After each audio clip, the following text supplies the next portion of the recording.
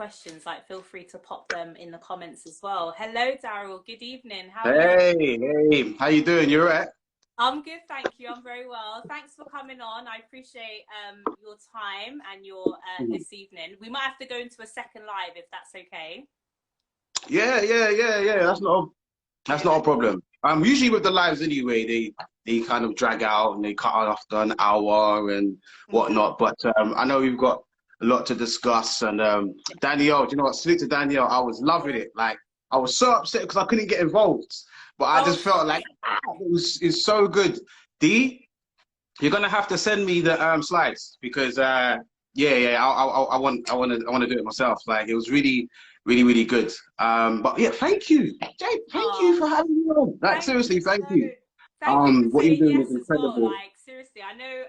Big up to Nads as well and Danielle. Like they've pushed me in your direction because I don't think I've I don't think we've ever connected before. Do you know what I mean? And it takes just one person to connect you with another person. So I'm grateful as well for that. Yeah. But yeah, so let's start, Darrel. And again, guys, if you've got any questions, like feel free to pop them in the comments.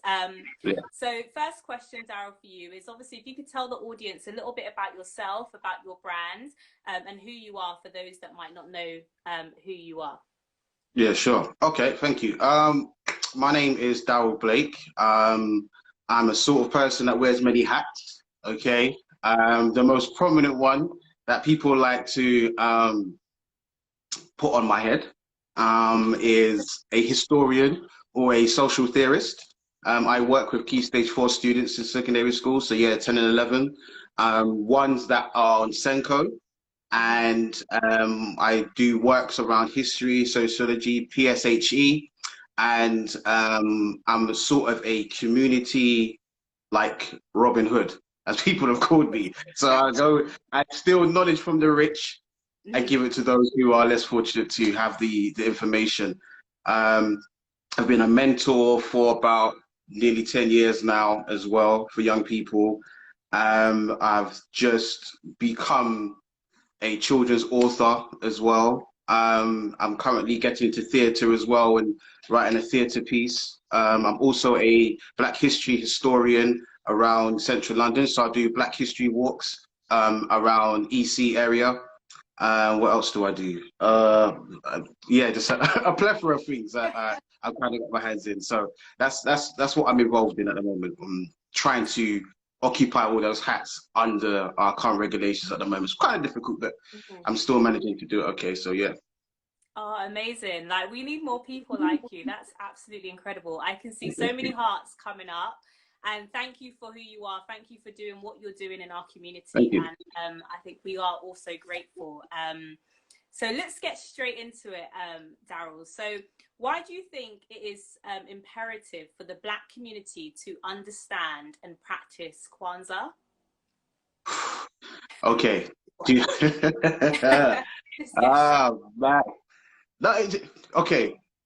Do you want the short answer or do you want the detailed answer?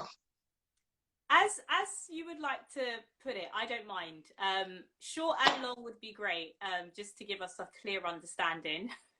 Okay, the short answer I'll give you is Black people need to celebrate Kwanzaa for the simple fact that there are principles within Kwanzaa that you can apply to your daily life. Not only can you filter these celebrations and understandings through your religious base, you can also do that through your faith base. So you only have the monotheistic religions, be it Judaism, Christianity, and Islam. You can still filter the principles or in Ngozi Saba through your religion. If you are faith-based, like Rastafarianism, for example, you can still filter it through. There are principles that you can apply to your life where it can be fulfillment and enlightenment. Okay. The detailed answer, right, is the longer one. All right, it's pen and paper time. That's what I should have said from the beginning. It's pen and paper. Like people that know me know that when Darrel says detail, just be ready. All right, so I'll try and keep it short though.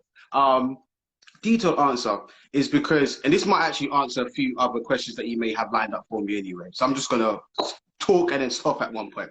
So with Kwanzaa, we got to understand Kwanzaa essentially is Daniel was talking about Swahili, right? And Swahili, the key fundamentals of Swahili as well is because Swahili is one of the oldest languages in Africa. We've got to understand, in the continent of Africa itself, okay, taking out the dialects, the individual small dialects, there are over 2,100 languages on the continent of Africa itself.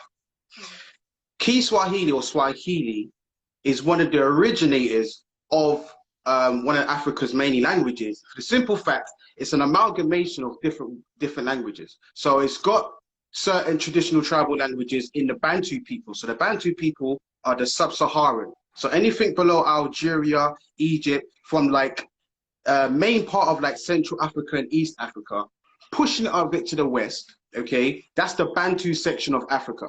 So some of the languages that are originated from those coastal regions and in the centerpiece form Swahili. So the key thing about Swahili as well is that it's not labeled to one set of people. It's not labeled to one tribe.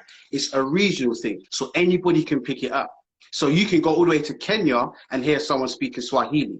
You can go all the way to Mali on the west coast and say Jumbo to someone and they'll pick it up. So it's a regional thing. So it's a beautiful language. And plus, within Kiswahili as well, there are certain, how can I put it? There's certain grammar references that are not applied to Western Europe, and same going back from Western Europe to Kiswahili and many African languages. For example, the term old people's home does not resonate in Kiswahili because the ideology behind, the context behind old people's home, meaning the older person in your family goes to a certain destination, resides, and is being looked after by somebody else who isn't family.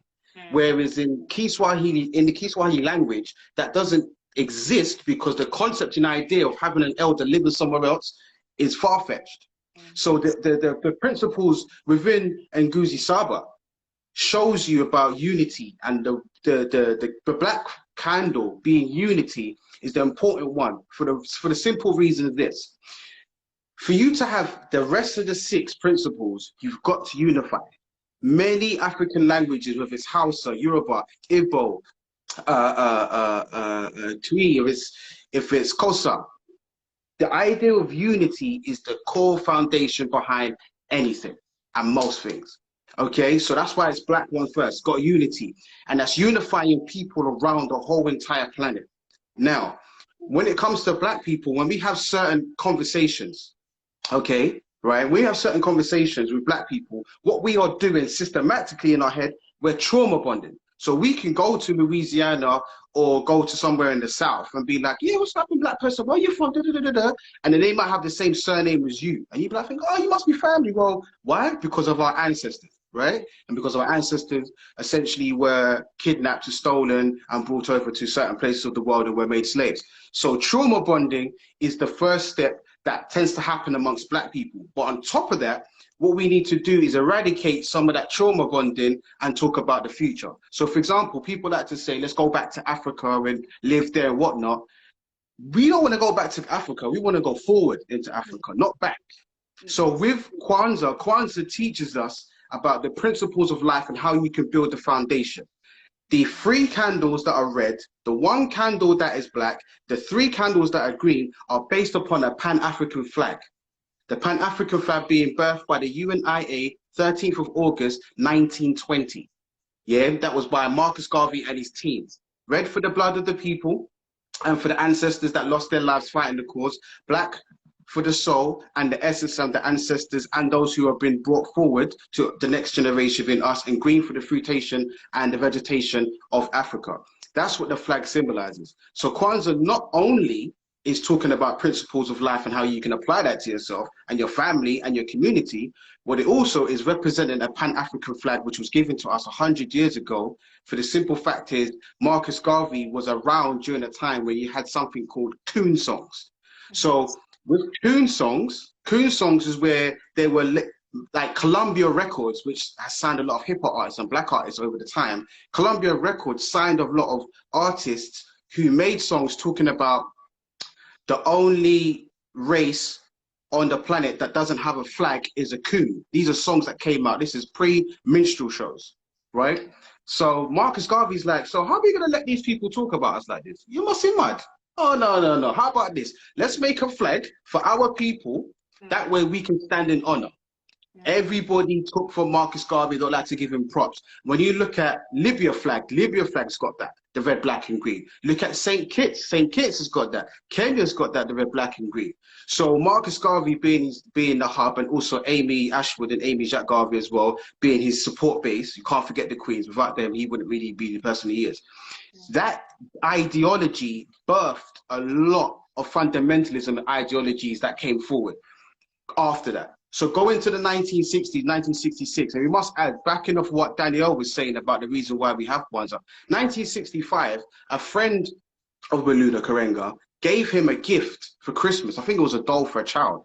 And it's like, oh, Merry Christmas. And he was like, oh, I don't celebrate Christmas. And then the person was like, so what do you celebrate then? And then there was like a pause, and it was like, well, we don't have anything to celebrate. Then the following year gave birth Kwanzaa. Essentially, Kwanzaa was when you meant to have 1A. But during the first celebration of Kwanzaa, there were 7 children that was given offering and speaking, but they couldn't represent each letter. So they gave an extra A at the end of Kwanzaa to make it A. That's the reason why we got Kwanzaa with double A. So black people around the world, there are fundamental principles within Kwanzaa that you can easily take and develop, because it's not subjected to a religion. It's not subjected to a country. It's not really subjected to a continent per se, because you can celebrate it and live in Australia. It's about the unification of people from across the African diaspora, where we can believe in ourselves and have something to celebrate. Because we have the flag now. Marcus Garvey gave us a flag. I know some people like to walk around with the Union Jack, or we like to have the Jamaican flag or the Bajan flag or whatever flag. Oh, great, great, great. Yeah. But Marcus Garvey gave us a flag that everybody around the world can unify. Now we've got the flag. What does the flag represent? Oh, I've given you the 3 principles of the colors. Okay, so how can we apply that to ourselves? Well, Marcus Garvey gave us a book, Message to the People, where he gives us the blueprint how we can build the economies. That book that was written then, and we're going back nearly 100 years ago, essentially is the blueprint how we even got Kwanzaa in the first place. Because what we've got to understand is Kwanzaa is in the 60s, right? So when you think about the 60s, you've 65, February 21st, Malcolm X is assassinated. Okay, you got 68 when you've got Martin Luther King assassinated, right? And also we have to remember, in San Francisco State University, there was the first ever Black Studies department in the university in 1968. It's not until 1969 that we had Cornell University that birthed a degree as Black Studies. So you've got the 60s as a key point period of when Black empowerment and Black movements was going on. To tie it into today, we celebrate Black History Month in October, from the 1st of October until the 31st of October. Okay, what people don't know, all right, so it was October the 1st, 1987 was the first time we celebrated Black History Month in the UK by Sadi Abo, right? Sadi Abo was a Ghanaian analyst. He was a Pan-Africanist as well. The reason why we celebrated it on October 1st, 1987 is because Maulana Karenga came over to the UK and spoke at County Hall. County Hall is the building opposite St. Thomas's Hospital, which is next to the Marriott Hotel. Right, he was invited from the United States to come and speak and give thanks and give praises and celebrate Black contributions to Black history from the African diaspora. Okay, and in attendance, Sadi Abo, he was like, you know what, we need to celebrate this moment, we need to celebrate this day. And he was like, look, we need to push forward and have Black History Month. So the reason why the UK has Black History Month anyway is because of Maulana Karenga, who was the person who birthed Kwanzaa. So we can't celebrate Black History Month here in the UK as Black people without even talking about Kwanzaa, because it was Kwanzaa that gave us Black History Month anyway, right? And prior to that, Carter G. Woodson gave us Negro History Week in the first week of February in 1926, which then only really came into fruition in Kent State University, that really, it was the Black United students that pushed for more understanding of Black history. So there was like in the 1960s, I think it was like 1968, where the Black United Students in Kent State University was like, we need to celebrate Black History Month properly. And it wasn't until 1969 that Black History Month in February in the United States was recognized by the president. But the only reason why the United States even had Black History Month in February is because Carter G. Woodson, who wrote Miseducation of a Negro, he wanted to give a celebration between Abraham Lincoln, who freed slaves, okay, and Frederick Douglass, who was a Pan-Africanist before that time even existed, but he was a freedom fighter. So he wanted to celebrate in the first week. So I think it's between like the 12th and the 15th was like the first time that they celebrated Black History Week and whatnot. So Black people around the globe can appreciate, even if you're from the Caribbean, you should appreciate Kwanzaa, because Kwanzaa, the essence is from the ideologies and theories behind Marcus Garvey, which he was for the Caribbean and Black people anyway. And the principles within Kwanzaa essentially filters in different contributions. So when you've got Kuji Jagulia, and the symbol for that, that's the Adinka symbol of the stool. So that's about throne and royalty as well. So, and that's got nothing to do with Kiswahili at the same time. So as Black people across the globe and across the continent of United States and South America and whatnot, we all should celebrate because there's so many different things that we can pull from it, from everything, from different avenues. So that's the detailed answer. No, I think that's what everyone wanted, and there's so many hearts. We've got so much people saying so many comments, and thank you so much, Darrel. I'm learning too, so I must point that out. So yeah, thank you. So what advice would you give someone who would like to start practicing Kwanzaa, but perhaps don't know where to start or how to start? What sort of like practical examples might you give someone? How to start Kwanzaa? Okay. Well, anybody can start Kwanzaa. It's not a difficult thing. But there is starting, as I get older, you can't see the gray hairs here, so as I get older, right, I start to look at things from a wider perspective, more of a spiritual understanding of things and why things exist. And I think if anybody wants to start to do Kwanzaa, first and foremost, I would ask them to write down 3 things that they feel that they would benefit from Kwanzaa, okay? And then write down 3 things they would tell someone who has never heard of Black History Month, never heard of Kwanzaa, never heard of these things. What 3 things would you tell them that best describes celebrating African history? Once they can get that down to a T and they understand that, then they'll be ready to understand Kwanzaa, because Kwanzaa is not just about celebrating it, lighting candles and talking about it. No, it's about participating in that. And it's, someone said it earlier when you was on with Danielle, you was talking about, I forgot what you was talking about, but someone said it's more than 7 days. It's right, it's a lifetime. And to start it off, understand the principles and go through the principles by yourself and understand what they mean and how that can apply to you and yourself. And then start. And how you start is you have to recognize that Kwanzaa is for the people, Kwanzaa is for yourself, and also Kwanzaa is a celebration, first and foremost, of African unity. Before colonial times, before slavery, there was no Black people. Let me say that again. For people that be like, how? What do you mean I'm Black? Yeah. Before colonial times, there was no Black people. There was regions, there was tribes, there was locations that people sort of reside on. There was labels given to generic people like Moors. There was, the term Black didn't exist prior to colonial times. So when I say like, you got to understand it's for African people, it's those that have their heart and soul connected to the continent we call Africa. Yeah, or Kevlar, if people want to use that term. So once you understand that, then you understand the beauty of celebrating each principle. When you understand the beauty of celebrating each principle, then you'll be ready. to get yourself and those around you, because sometimes celebrating things like this, some people are scared of it. I'm not gonna lie, I've spoken to people over the years like, oh, celebrate Kwanzaa. They're like, Kwanzaa? When is it? Just, Boxing Day, kick it off then. And like, well, I said around Christmas. And like, because of social conditioning, a lot of black people will celebrate Christmas hardcore more so than Kwanzaa.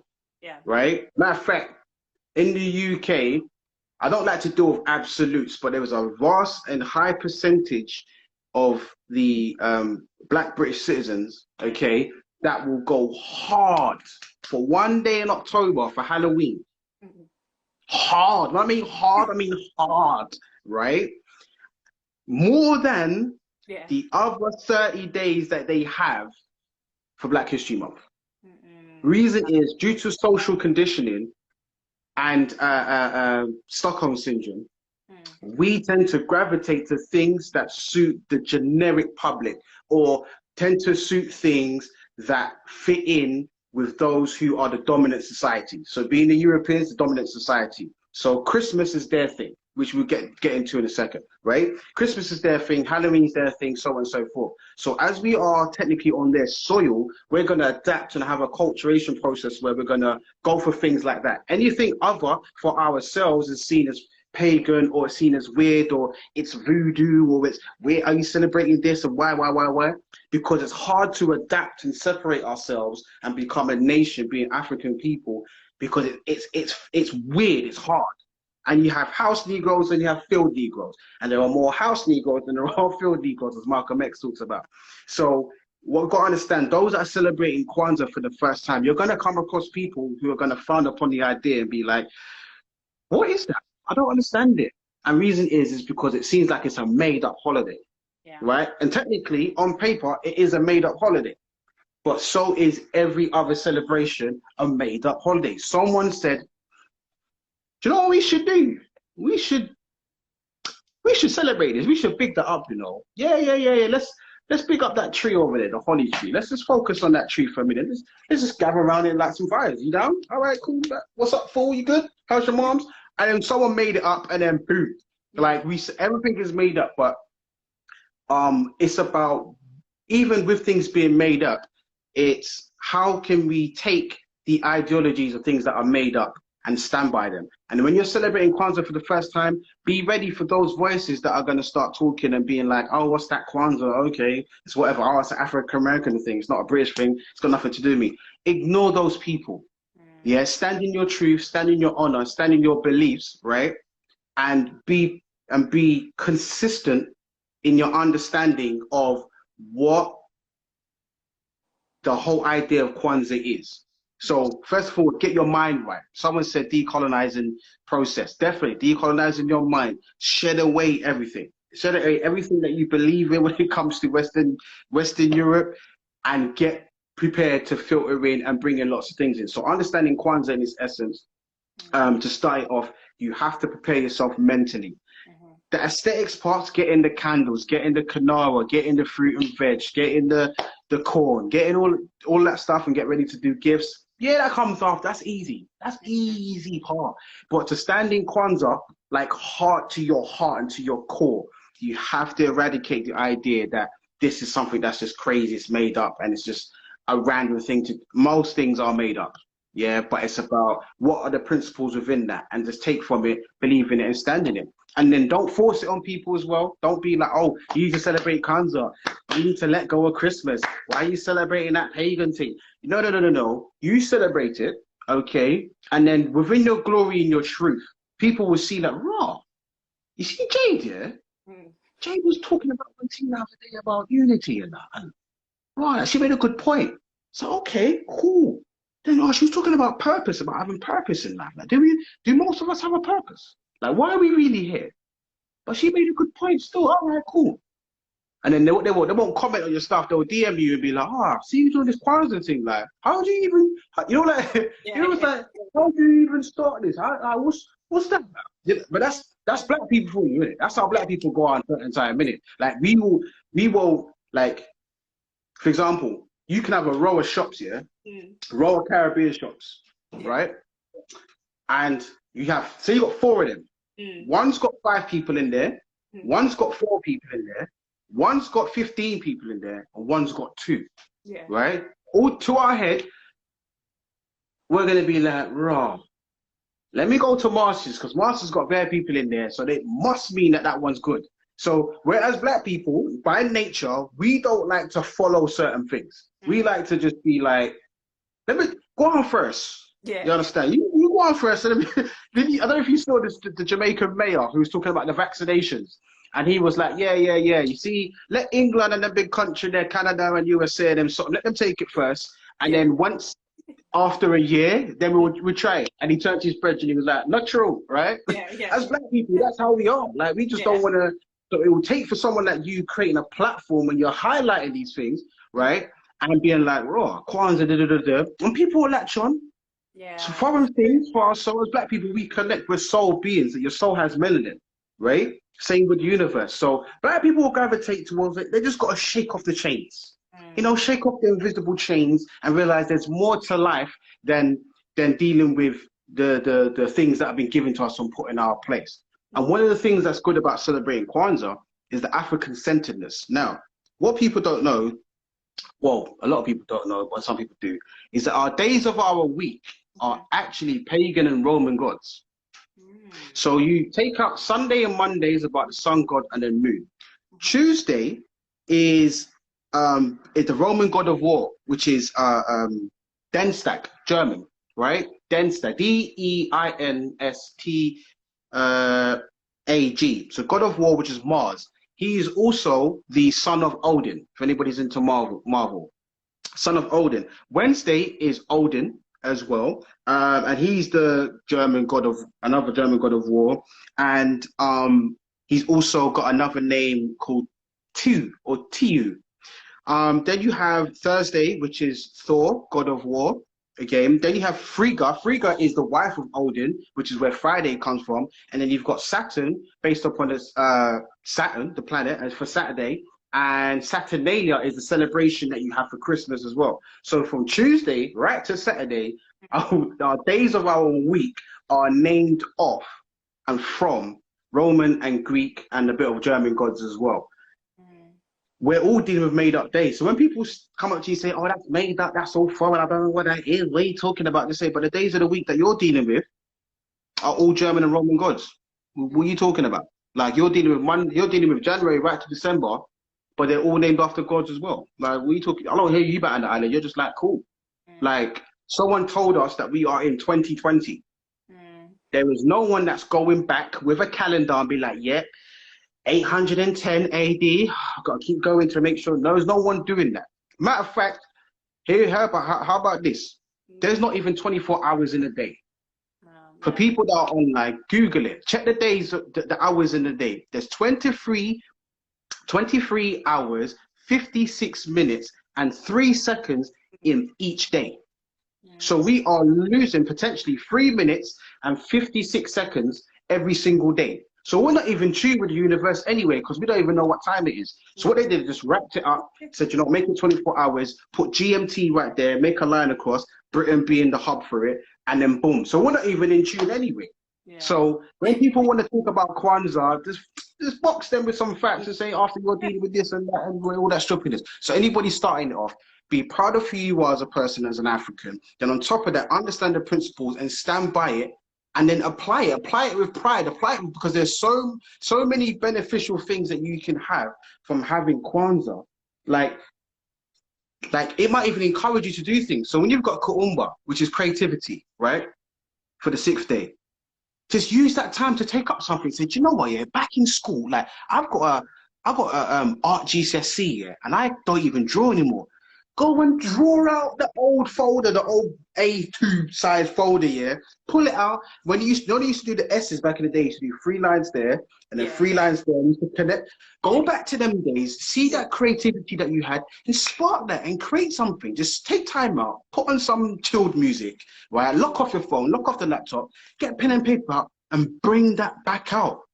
And then you'll be able to find there are so many beneficial things that you can get from just following these things, because when you're speaking to like-minded people, you would then start to realize that, wow, there is a family of us. There's a small pocket of us that actually believe it.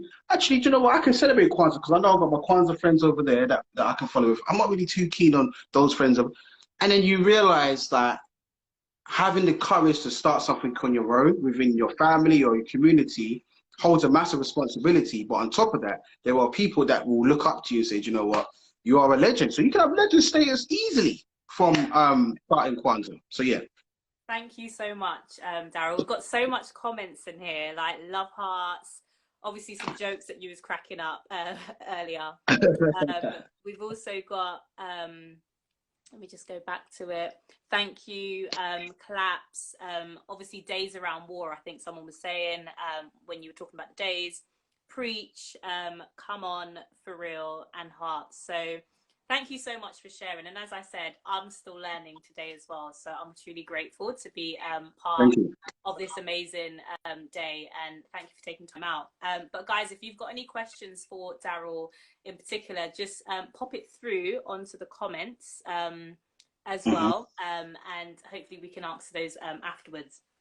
But could you, so let's just go back into the days of Kwanzaa. So could you remind us what Imoja means, which is unity, and how did you practice your day one on the 26th of December?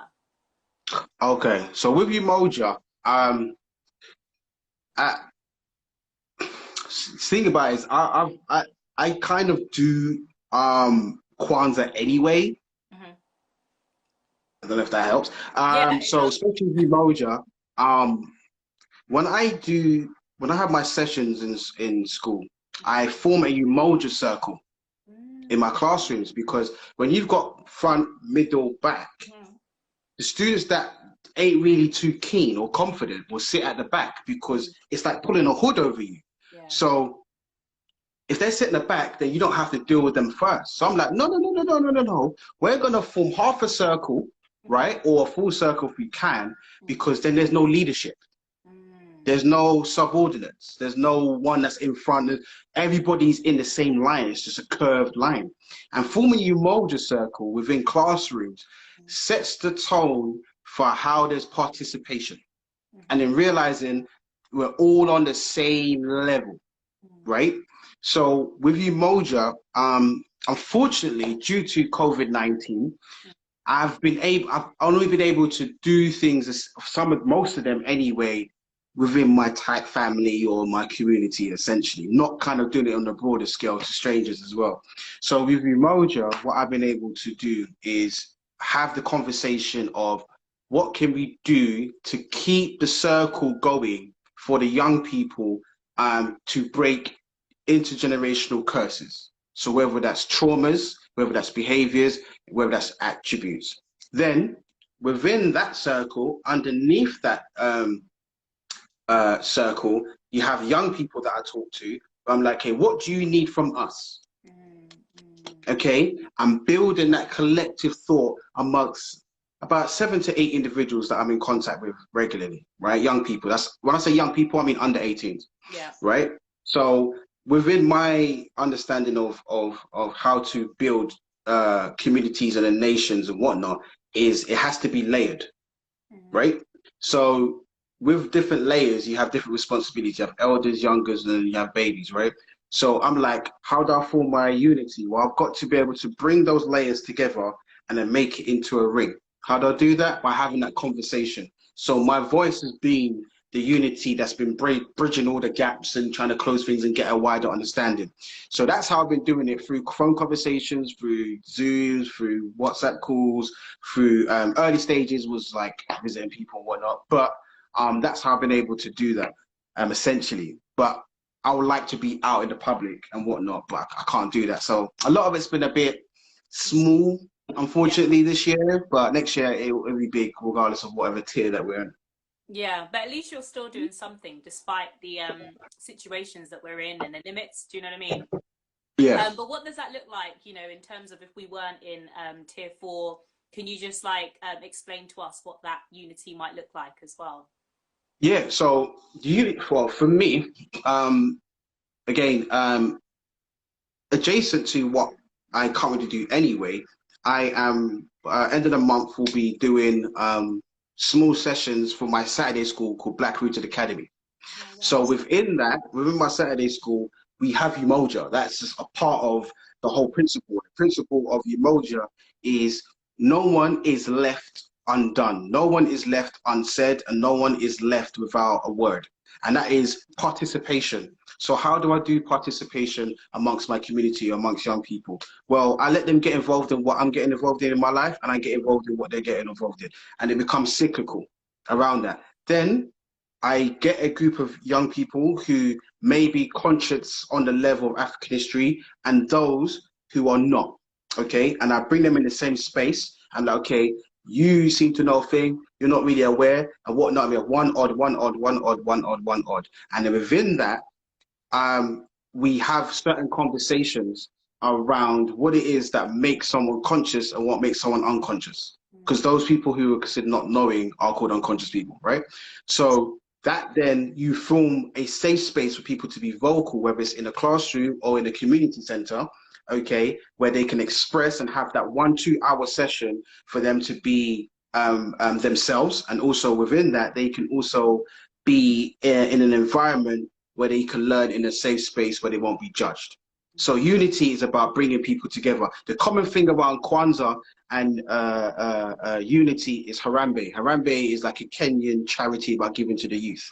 So the same thing with that. It's about unifying the older and the younger and making it cyclical and whatnot. So that's how I would do it. Well, how I usually do it anyway from my day-to-day work is forming Umoja in my community, but having young people always speaking out and educating us because they are the future, but also they are learning from us because we've got the old school information before it became colonized. So that's how I do it through Black Rooted Academy. The next one, this one is more individual. So Kuji Jakulia, being self-determination. Okay. That's about me. I'm a sort of person that I'm very hard on myself. One, as a Black man. Essentially because I feel like I have a role in the community, I have a role to my family, I have a role to my friends, I have so many roles, and I'm a sort of person, I know you can't save everybody, but I try. Yeah. Okay?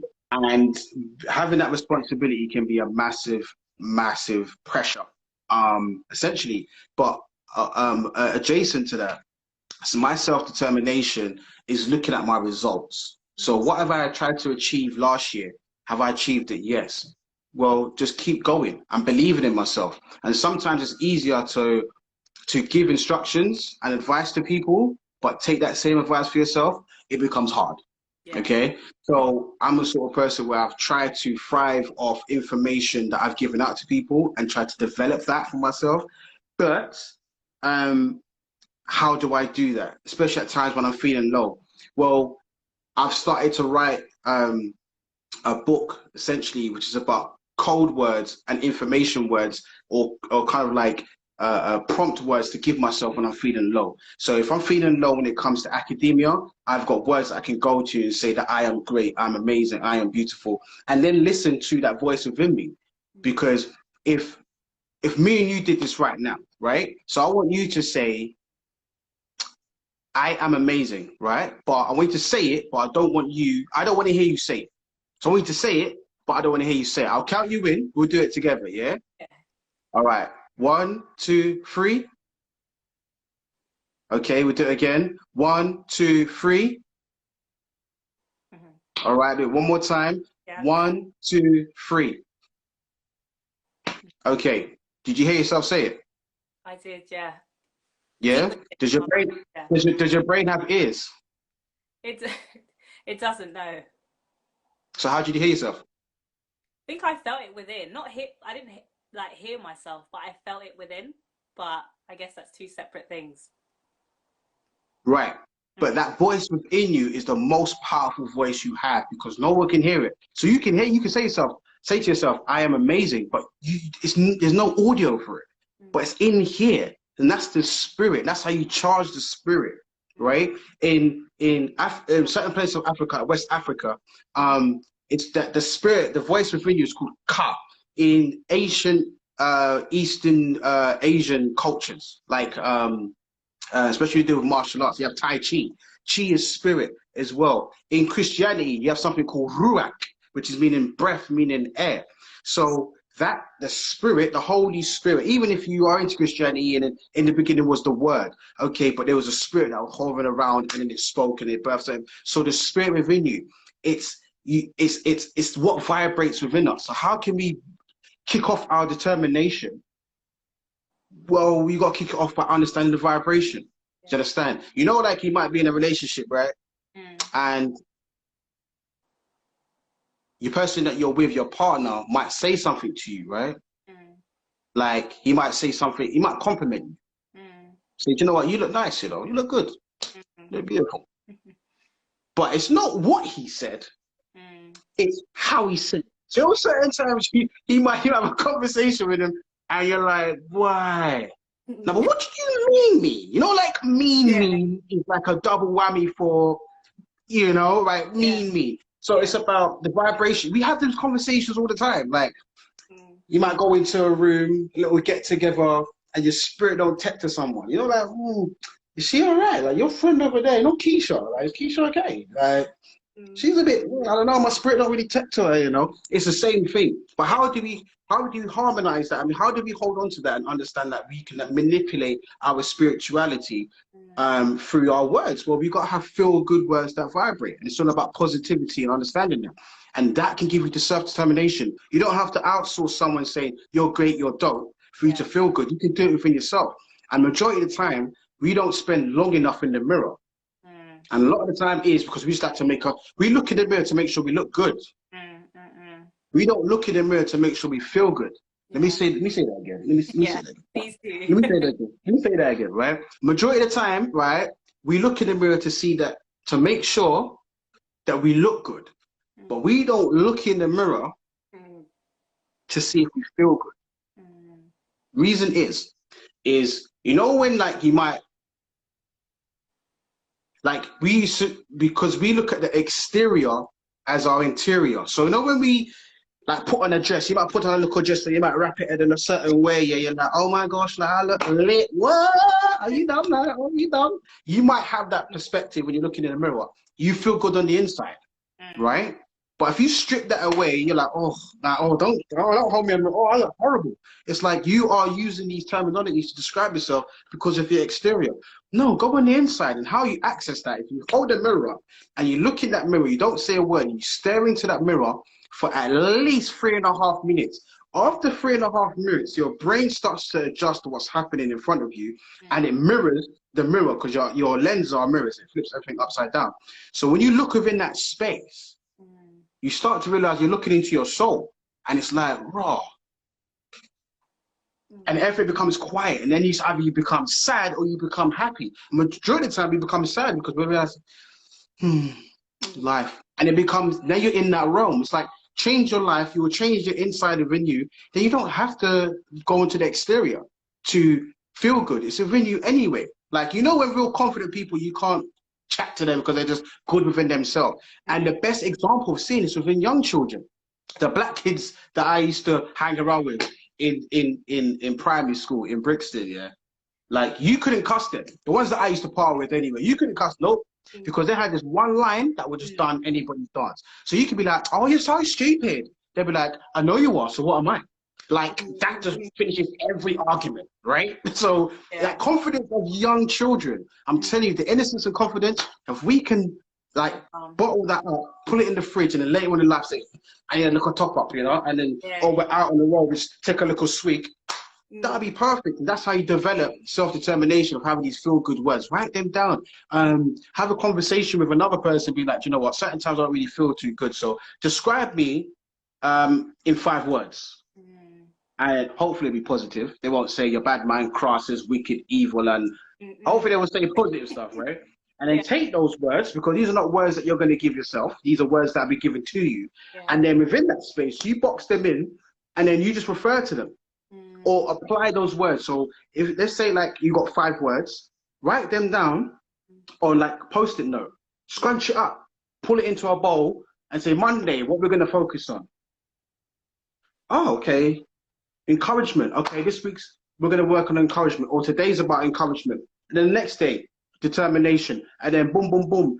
It's little things that you can do within yourself. You don't even need your brethren. You don't even need your parties like that. Do that within yourself. Write that down and focus on that day. Pull it on your WhatsApp status, pull it on your Snapchat, your Instagram, your Twitter, your Facebook, whatever, and say, this is what I'm going to stick by. And that's how you develop self-confidence. You don't need no one. The most happiest people in the world are ones that are alone. Who are they? Buddhists. They'll just sit there the whole time, humble, calm. They don't need people. Because the moment you are dependent on another person, it can go wrong. There's positives of that, but it can go horribly wrong because you're putting responsibility in that. And how you understand this, there's a great book by Naeem Akbar, right? His book is called Know Thyself. Phenomenal book. Phenomenal book. There's the, I don't know if you can see, but there's the brother there. Oh, wow. Amazing. Right. So it's called this book here. I don't know if it's backwards or whatever, but it's called Know Thyself by Naeem Akbar. N-A_IM, then A-K-B-A-R, right? This book, it's quite a thin book, right? But this book is brilliant because it's about understanding what's within yourself and the principles that you have within you that are just so unique and beautiful. And if we can understand the beautiful things we have within ourselves, like the fact that no one's got your fingertips is enough. You know what I mean? That's African spirituality. Ujima, which is collective work and responsibility. I always say that if we as Black people, as African people, can move like a fist, the impact is a lot harder. Not the individuality team, because if we're trying to make impact, the little thing ain't gonna do nothing. Yeah. But if we all just play our role and become a fist, the impact is heavy. So you haven't got to be the smartest person. You ain't got to be, you have skills. And what we've got to understand as well, some people feel like we suffer from imposter syndrome, where we feel like we're inadequate to understand certain things or be in certain spaces. No, as a collective of people, all we need is all you've got. That's all we need. We don't need you to go out there and do your madness. No, just your best is all we need. So, okay, do you know what? I'm not really like someone, I'm not really book smart. I might be, you know, dyslexic. And I don't know if I can contribute because I'm not smart. What? Are you done? But hold on. Can't you cook up a mad storm? Didn't you cook up 30 patties the other day for the sake of it and you gave it out to people? So don't we need food? So there's certain people in the organization that can't make patties, but you can. So how are you telling me, and you don't even have a cookbook? You just go, all right, sprinkle a little something there, sprinkle a little something there, and then boom. Simple. So that is intelligence. We've got to stop applying intelligence to academia. Yeah, that's smart. We need that. But it's the troops on the ground who ain't dealing with academia that are the ones that are making changes. Do you understand what I'm saying? All wars with old men arguing and young people fighting. So we need everybody to bring their strengths, whether you can sew, whether you can cook, whether you can write, whether you can read good, whether you can play sports, whether you can, doesn't matter. Creativity, that's the whole point of Kwanzaa and creativity as well, because once you understand how creative you are, you understand your position, you understand in life and in the community, right? So those who were considered geeks or neeks in secondary school, who were boffins, them smart ones, we need them because we need them to build our apps. You understand? We need them to fix our Wi-Fi. We need them to do so many different things. So we need to bring them and say, yo, brother, don't come chill with us. So all them guys that want to be part of the it crowd, that get beer, gal, and them would go and chat to the person you call geek, bring him in, because at some point you're going to need him to fix your laptop, your computer, or whatever. Simple as. Like, so when someone say I can make patties and I've started. Yeah, man. Listen. Yeah, man, vegetarian patty, please. When I eat meat, you understand, right? So the collective work is about what are people's roles, and the roles under under unison, under unity, right, aims to one goal, right? And the one goal is the betterment for African people across the African diaspora. Simple as that. You got a car company? Okay, cool. Well, we're gonna need some cars because we've got some tours coming on, so we need some people to drive. You can drive. You got licenses. All right, I'm gonna need you to drive our people. That's all I need you to do, bro. Like, I just need you to be there one time, and that's it. Okay, fantastic, brilliant. You can make drinks. Okay, you can make drinks. Like, we understand the collective thought and collective process, like, it's not hard. African people need to understand it's not hard. We do it every celebration. You've got that one person in your family, when it comes to gathering, they're the one that makes the cake. No. Yeah, yeah. You see, yep, right. You see Auntie Maury? No, she's got to make that rum cake. No one ain't making the rum cake. No, no. Auntie Maury's doing it. You see Tanisha? Tanisha, beg you, please make that mac and cheese. Please, I beg you. Because you see that mac and cheese is the... Everybody knows they're wrong when it comes to eating. So why can't we do that when it comes to eating knowledge and eating righteousness? We should all know what we're good. You're good at that? All right, I'm going to need you to do this, man. I'm going to support you, which then is about supporting the community as well. So even when you get to stage 3, you're already completing stage 1 and 2 because you're bringing everybody in. Then you got to Ujama, which is about cooperative economics. Yeah. Cooperative economics. Now, I spoke about Marcus Garvey, right? And he gave us the blueprint for why economics is important. This is at the point when they tried to attack him, they being the US government, is when he decided to talk about finances because reparations is important, right? So you got to look at it like this. And shout out to Ghana. Ghana getting their independence, right, in 1957. The Ghanaian flag is the Pan-African flag, or the Kwanzaa flag as well for some people. If you look at it, Ghana has red, gold, and then green. But in the middle is the black star. The black star within the middle of the flag is Marcus Garvey. Marcus Garvey created the Black Star Line Shipping Company because he was like, look, why are we relying on the US government to bring in our things? That don't make no sense. You must be mad. No, what we're going to do, let's own our own shipping company. He was the first African to do that, Marcus Garvey, right? He was the first person to bring that in the ideology. He was like, let's do it for ourselves. Why are we relying on these people? There's enough of us. Let's do it. Let's do it. So he brought in the Black Star Line Shipping Company so we can bring in and import and export our own goods. Ghana wanted to honor Marcus Garvey because Kwame Nkrumah was essentially arguably one of the most fantastic Pan-Africanists Africa ever had. That's why they had to kill him. But the economic side of business and for black empowerment is so important because without a banking system, we will only be able to go so far. We've got all the history in the world. We've got all the spirituality in the world. We're some spiritual people. We've got history. We're the best chefs. We can dance. But we need the money. And that was when they decided to, the CIA, the FBI, everybody wanted to get onto Martin Luther King because he was a non-violent cooperative freedom fighter for civil rights. So he went from civil rights to civil rights. Silver being money and capital. So when Malcolm X died, he was starting to switch up his play. He was like, "Raw, listen, I've led my people into a burning building." That was one of his last speeches. He was like, "Look, the way that black people can thrive is if we get reparations and start getting the money that's deserved for us, the real 40 acres and a mule." The government was like, "Oh no, this Negro didn't." And that was it. They was like, "We need to get rid of this one." The more you start speaking about money, that's it. And I say at all my talks, all my lessons, all my sessions, there are 3 things that these Europeans care about.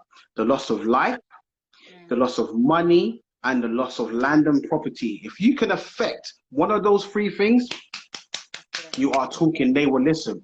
And with cooperative economics, the fundamental, for me personally, this is what I believe.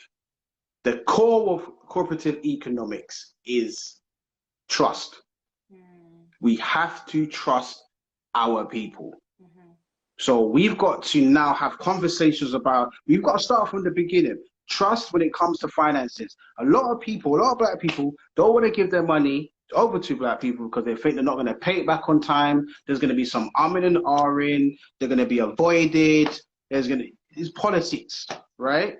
And it's about building that trust. We will trust black people with everything. Trust you with my utes, trust you in my yard, trust my money. Yeah, see, that's a different thing because the reason is we had to work hard for that. There's not enough of it circulating in the community anyway. So that's something I need to hold on to. Right? To hold on to. So you can be a little bit crosses at times. So I don't know if I can trust you with my finances. But the ideology of that is weird because our grandparents had partner money. So we had to trust people with our finances. But at some point, that then became old, void, and then this new wave of not trusting black folks is now poisoning our communities. It's sad. It starts with finances, then it starts with like how we talk about ourselves when it comes to businesses and food is so bad. It's so horrible. It's so, I'd be like, oh, let's go to that cab. I don't even, I get that you can't eat from everyone and everywhere. I get that in terms of hygiene. In terms of hygiene, you don't know if people then wash their food properly. We don't. I get it, but we will go hard to disrespect our old people when it comes to restaurants and be like, I don't even know what yard chop's that. Let me go in there. That pepper steak looks a bit. I don't know. Like we are food. Everybody's a food connoisseur, and everyone wants to be judgmental. So we don't even. How can we build in our communities when we are really skeptical about buying from our own people when it comes to food? And that's the one thing that sustains us. Whether soul food kills us anyway, that's the one thing that sustains us, and we have an issue with. But when it comes to going to a Chinese restaurant, we've never heard of it. Never heard of it. Some of us can't even pronounce the name of it, right? Can't read one bit of Mandarin. But we see Chinese right Chinese restaurant. Let's order from. Well, I know what sweet and sour chicken is, so I'm just gonna get sweet and sour chicken. I'm gonna get bean prawn balls. Yeah, black bean sauce as well. I'm gonna get a bit of that. But I'm gonna order it. Not one piece. We'll go and just eat. Order from anywhere. The team could have 2 stars, you know, 2 stars out of 5 and still order from them. Why? It's sad. It's sad. So we've got to build the trust again and say, do you know what? For the next generation coming through, the under 16 saying, look, this is what we did wrong. Right. What we need to do now is we've got to support businesses by putting trust in them and encouraging them and think with a business mind. So if we go into a Caribbean restaurant and the person behind the counter is rude and saying, "Who's next? We're not have that." If they're doing that, what we're meant to do is saying, all right, can I speak to the manager?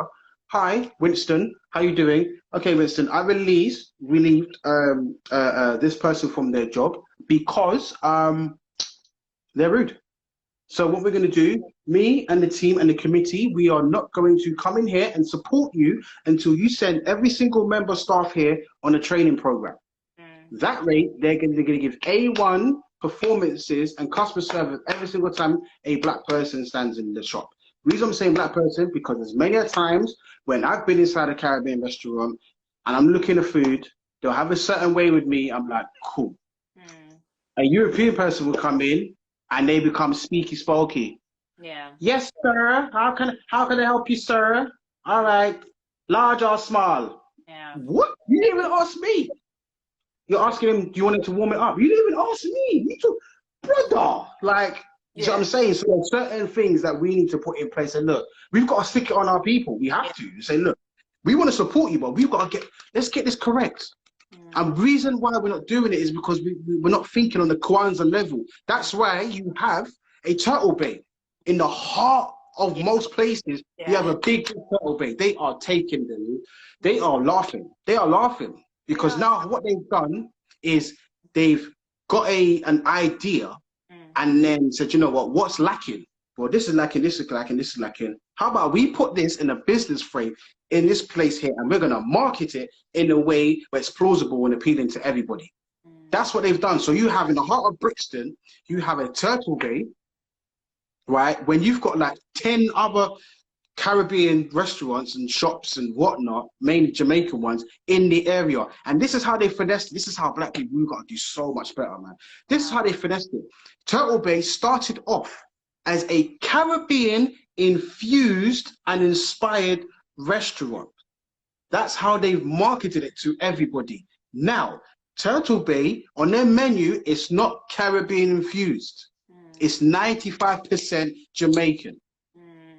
Let's understand that. But what they've done, because you know how Jamaicans are, they're loud and they're willing to burn down any Babylon, right? What they've done is that they marketed us, right, to a point where we're going to accept it because Caribbean infused and inspired is more friendly. It's palatable. Anybody can, oh, it's Caribbean, let's go in there. But the whole place looks like Westmoreland, Jamaica, right? And the food is straight from yard, but it's a Caribbean infused. But then we're like, oh, the food's nasty, it's bland. But what we're going to do, we are still going to go in there and buy drinks. So you got people, and there's probably some people that are watching now like, yeah, I ain't gonna lie, I've been there. They cocktails are nice though. No, come out of there. Come out of there. Don't go in there just because of the cocktails. There's so many other places that you can have cocktails in. There's so many places that we can build and make it magnificent. We don't need to build more pyramids, you know. We've got enough in Sudan, and we've got the pyramids in Giza. That's a tourist attraction. Let's just lift it up and say, you know, this is our king. Don't touch it. Move. You can't even make another one. And that's about it. But no, we're so diverse and dispersed everywhere. You got Turtle Bay that will just pop up, boop, and then right in the heart of Brixton. And this is the last thing that they did to finesse us, right? This is why Kwanzaa is important. Is once they had their claws in our skin, right? Once they had their claws in our skin, it's too late for us to move out. So once we were used to Turtle Bay, we're used to seeing it, seeing the name, people talking about it, then they change it. So now, on the outside of Turtle Bay, because before we used to have like posters of like Bob Marley and the Caribbean, and it was like posters that were glued on and stuck on, right? But now they've changed it. They've cleared it off. Outside, you have the gold there, you've got the black there, and you've got the green there. They've actually turned the outside of Turtle Bay into the Jamaican flag. And we just walk past it like, and no one ain't saying anything. Next door, around 2 doors down or next door, you have UCKG, which is a black church in Brixton as well. Then across the road from there, you have the Black Mosque around, and they just slapped it right there. The biggest restaurant in Brixton is Turtle Bay. Because we don't have collective thought and collective ideology. Someone said, my mom used to say that rum was given to pay slave wages. Yes, you are right. Because in 1833, 1834, you had the emancipation period. So you had the abolition of slavery, right? So then they created a 6-year apprenticeship period. So those slave masters were like, well, listen, we've got all this land here. You've got nowhere to live. So how about you work for me under an apprentice scheme, right? And then we'll figure out if you can do the job. It's like my ancestors have been working on your plantation for 300 years, right? And you want to tell me, you want to put me under an apprentice scheme to see if I can do the job. You must be mad. Because my family's been working there before you got here, before your parents got there, and so on and so forth. But Jamaica, well, a lot of Caribbean people didn't have anywhere to go. So like, cool, we'll work the plantation under an apprenticeship scheme after 6 years. But then what they did as well is that they didn't have the capital. They did have the capital, but they didn't have the capital to pay. So what they did is like, we're going to pay you in rum. So slaves essentially got paid in rum because they didn't get paid in silver and gold and that sort of thing. So that's the only reason why Caribbean people love rum so much. Yeah. The only reason is because it was given to the slaves at the time. And if you go through epigenetics, when you talk about traumas and attributes that can come through your DNA, that's within us now. Enough Caribbean people love rum. There's got to be a rum in the yard. Don't even know why. Don't even know why. But it's a cultural thing. How can we love rum but be slaves? Drink where? You got work to do. So at what point did rum become a thing in the Caribbean? Well, that was your payment. Drink your sorrows away because I'm not going to pay you. And you know what? Drinking it just made things all right. You know what? It's not even that bad, you know. I sat it gone.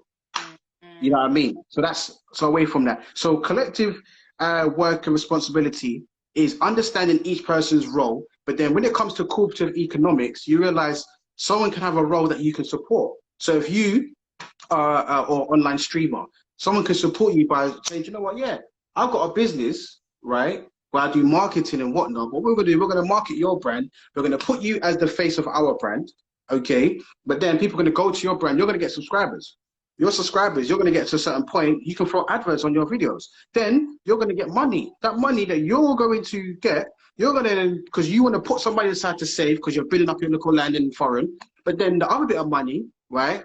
You're trying to pay someone to run your site because you've got other things going on. But we've got an engineer. We've got that guy who used to get bullied in school because he used to hang around with the cool kids. But he's a software engineer. You then pay that money to him, okay, because he's the best, right? So it's going that way. And then from him, with that money, he's building softwares and whatnot. But then his extra money, he might because of the circle that he's in, he might be exposed to certain things. You know, I don't really read much because I went to a certain school and I was in top sets. I weren't really, but there's certain books. But you know, Dwayne sells books. So he's then going to go to Dwayne's shop. So listen, I need a couple of books. Have you got books about like, because I like technology and stuff. Have you got books on like black inventors and stuff like that? You have. Okay, what that one there? How much is that? All right, 20. All right, what else? What else would you make it? Boom. Do you understand? Then he buys. The person that gets the money pays the rent for the shop, all the rest of it. But then that extra money might go to his kids or her kids, right? And then if not, it will go foreign and whatnot. And he might be building up a plot of land so he can build another set of school. And it just goes round. It goes, it's so easy. But we like to make it hard because it's the idea of unity. Because we've got to build trust. I've got to trust you to perform, right? Trust you to turn up on time. Trust you to do this. Everything starts with trust. Everything starts with trust. Nia is purpose. With purpose now, purpose is about having a reason to do something. That's all it is. What is your reason, right? And sometimes we just do things for the sake of it because. And as we get older, it becomes a habit because of society and the way that we live. So when you get to a certain stage, you speak to a certain old school man, right? And you're like, oh, uncle, so what, you still doing that thing in the garage? Yeah, man, I just trying thing still, I'm just always trying a thing. You understand? Always trying it. Man, just trying to look something still, I'm just, yeah. You can be just the old Rasta man say, yeah, you still got the parts for the year, you still doing that. That's good, I heard it. You just, yeah, man, just trying. He's just there billing it, you know, like, yeah, man, just trying things still, you know, always trying, let's start doing. Yeah. Do you understand? Let's start doing. So giving people a purpose. If you are unsure about your purpose, go and if you have a 6-year-old between the age of 5 and, no, between the age of 4 and 7. If you have a member of your family that's between the age of 4 and 7, okay, tell them your reason as to why you're doing something. They will put you on the spot. Because, well, you know, like, kids ask that question of why, that annoys you, just grind your teeth and why? That's your reason and that's your purpose. Sit and explain your life, whether it's a university degree or college qualification, or if it's work, if it's a relationship, if it's a job, whatever. Explain it to them and let them ask you why 5 times. And if you start stuttering by the time you get to 5, then you've got to go away and come back. Those are the best examples. Go to a child and say, oh, listen, I feel like I'm going to change my job to another job, you know, I'm not really happy. Why? Oh, because like my manager's just on to me all the time. He expects me to do this and it's just long.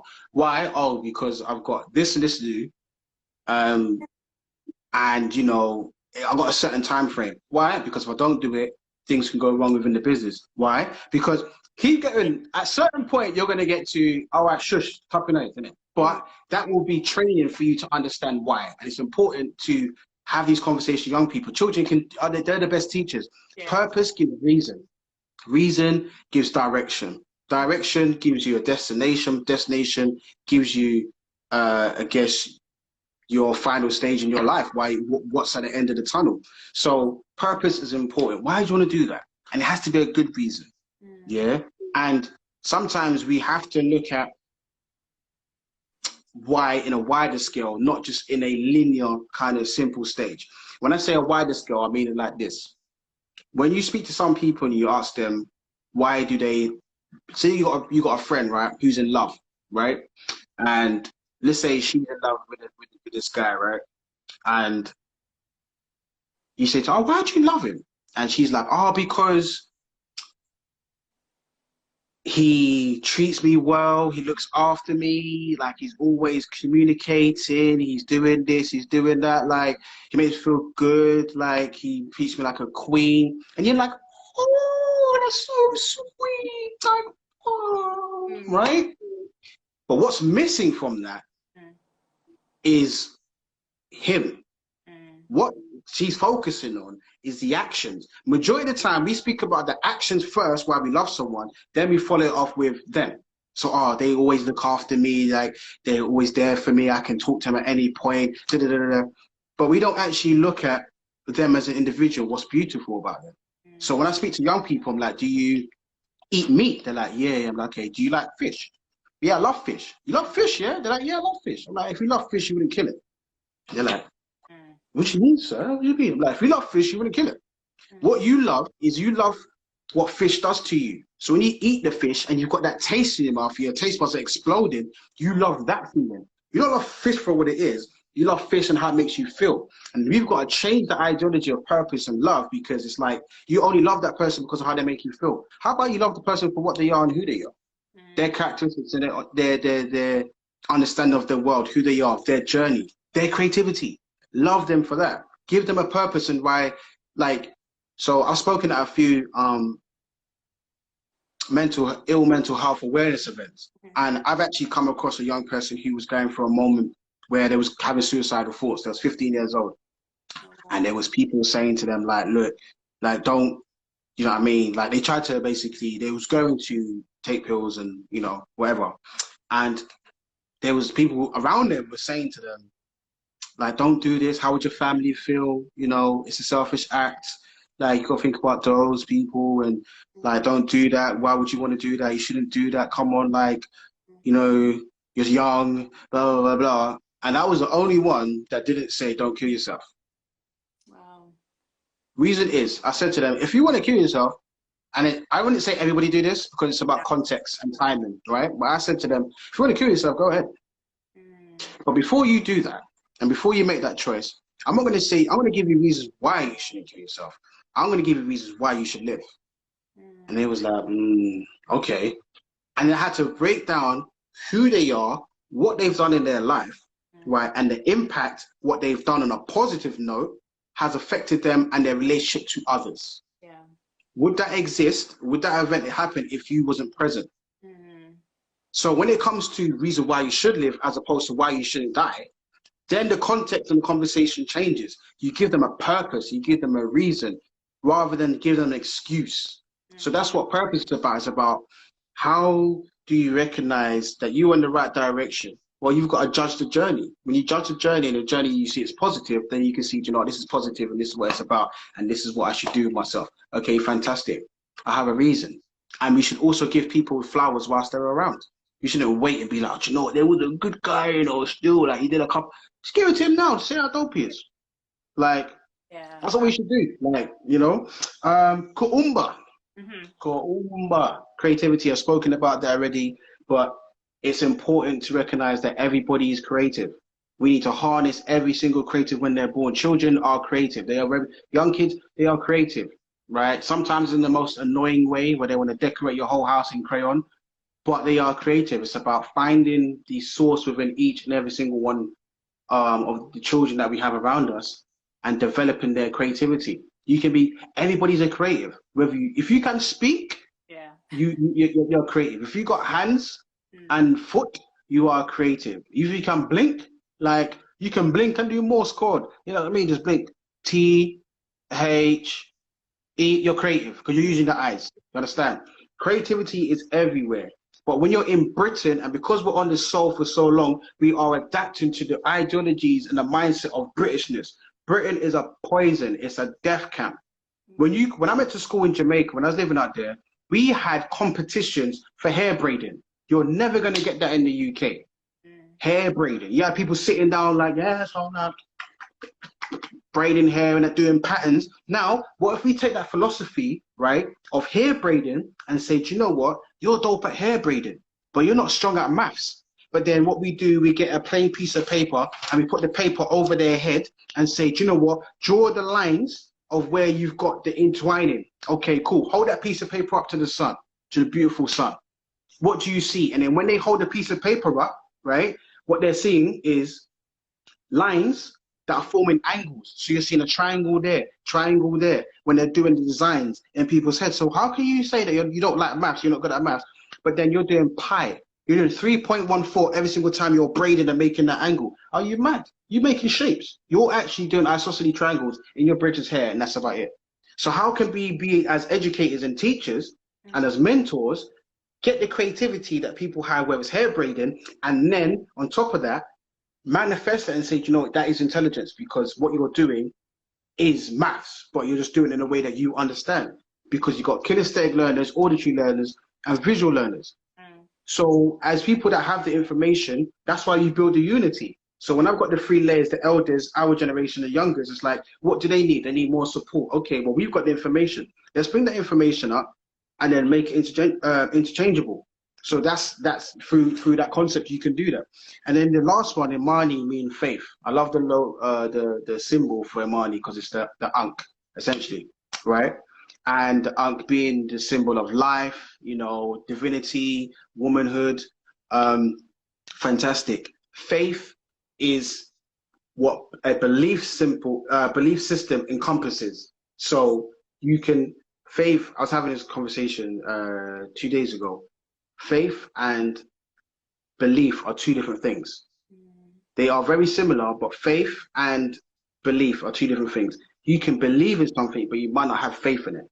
So faith is the outer shell. Just like you got spirit and soul, like spirituality is the understanding and connection to the unknown. So spirituality is unseen science, and science is seen spirituality. So spirituality is understanding the connections between two different people, or three different people, or a setting where you are on a realm where you're dealing with energies and frequencies. That's what spirituality is. Those people that deal with crystals, those people that deal with tarot cards, those people that deal with whatever, right? That's understanding that realm.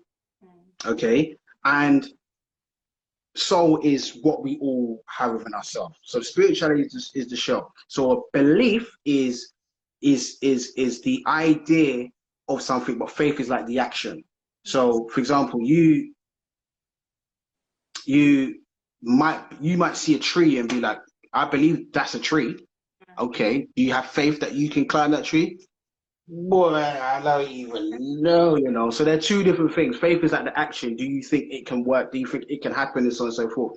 Having faith is the best way to end Kwanzaa on the 7th day, because going forward into the new year, what do you have faith in? What do you have faith in all the days that you've had within yourself and what you've done so far?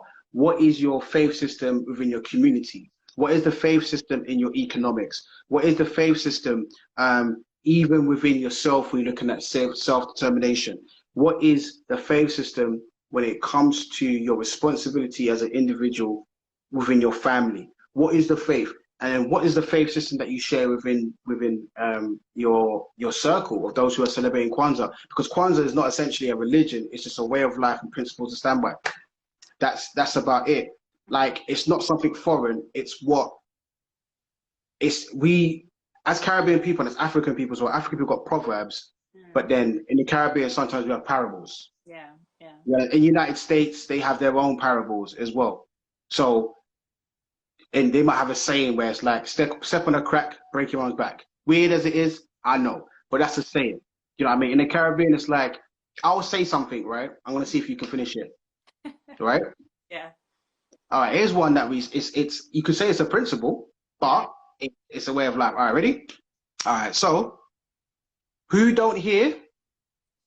I knew you was going to say that. That's so all right then.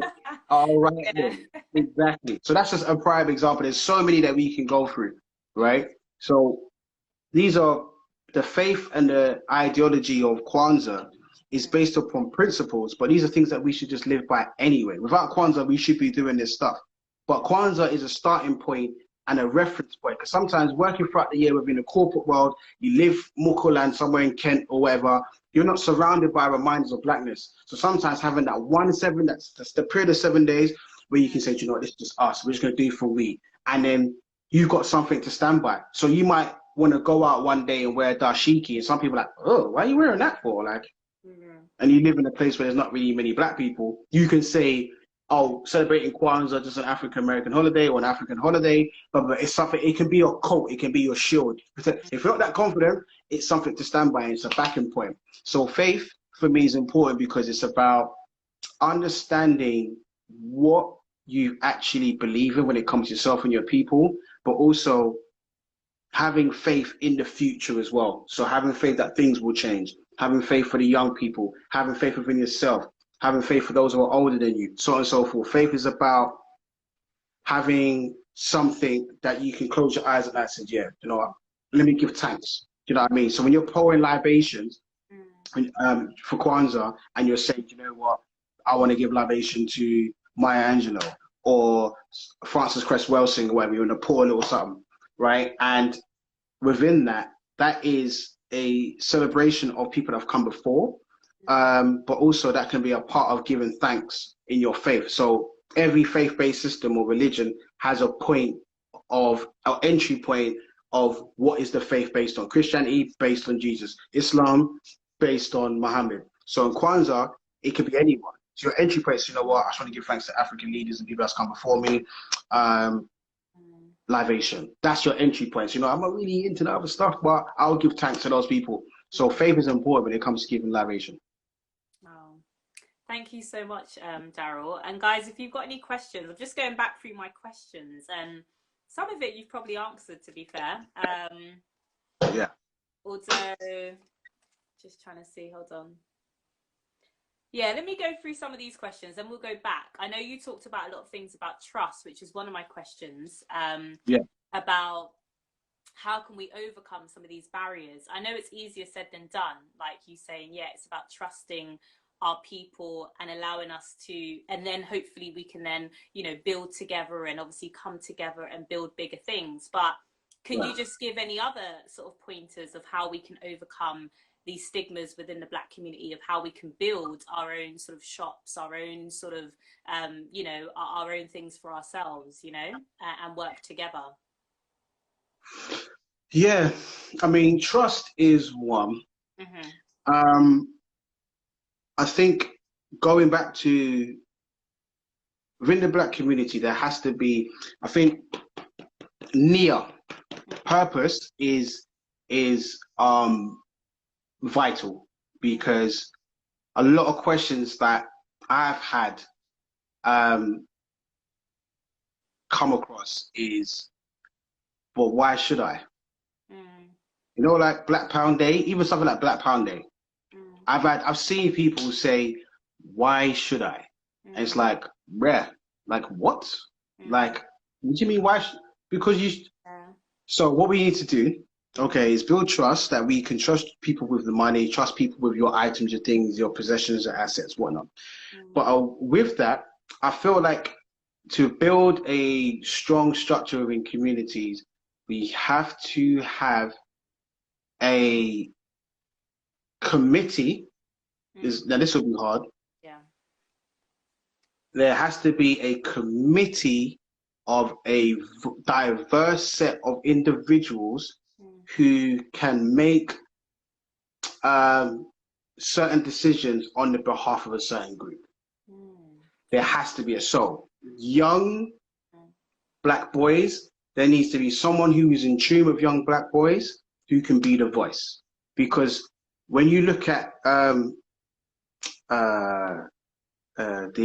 Willie Lynch syndrome, and you've got Willie Lynch saying in 1712, you pitch the old verse, the young verse, old man verse, woman, and so what, and it will work for at least 300 years, which would have brought it to 2012. That Willie Lynch syndrome is still playing a part in terms of diversity. So we need young people to be able to be in tune with the older people. Then the major problem is that we have is understanding the role and the purpose of man and women. Yeah, so the man and woman in the community. Now, there is going to be different sections of that, because you got some people who may not want to be labeled as a man or woman. So you got to take that into consideration, and everybody has to be represented, because they go through discrimination. So those who are non-binary go through discrimination levels that we don't even go through, or other people don't go through. So it's about how do we include them into it. So how do you make it inclusive? Because a lot of Black Power talk is from a male perspective. I can definitely say it's from a male perspective, but some of it does lean more towards the man ideology. As long as the man's good, everything else is good.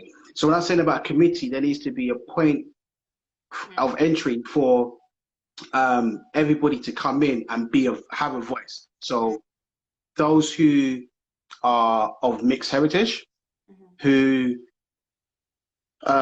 feel like clearly they're not white, so they're not going to go to a white group, but they feel that they're not Black enough for Black empowerment or Black voices, they need to have a point or entry point where they can vocal some of their issues that they may have as well. So I feel like having trust and having a committee is important, because as much as we can all stick together, we will get it wrong.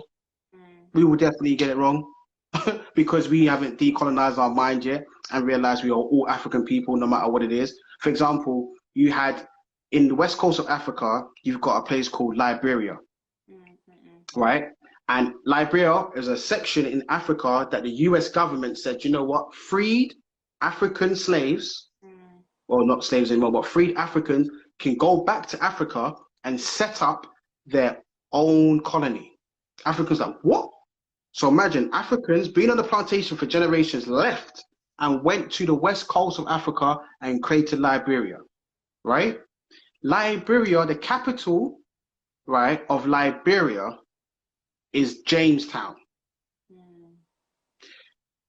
Jamestown was the name of a leader / president at the time, James Monroe. So imagine you just left, right, United States as a freed slave. You've then gone to Africa and named your capital in the city after a white guy. Wow.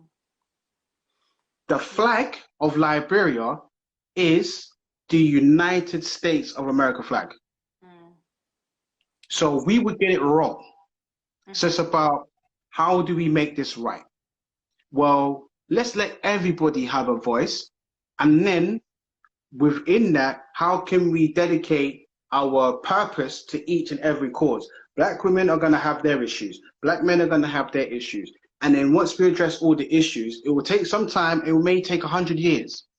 But once we highlight the issues, we then make it our core reason and purpose to dismantle each and every issue to the best of the ability. We won't be able to conquer everything.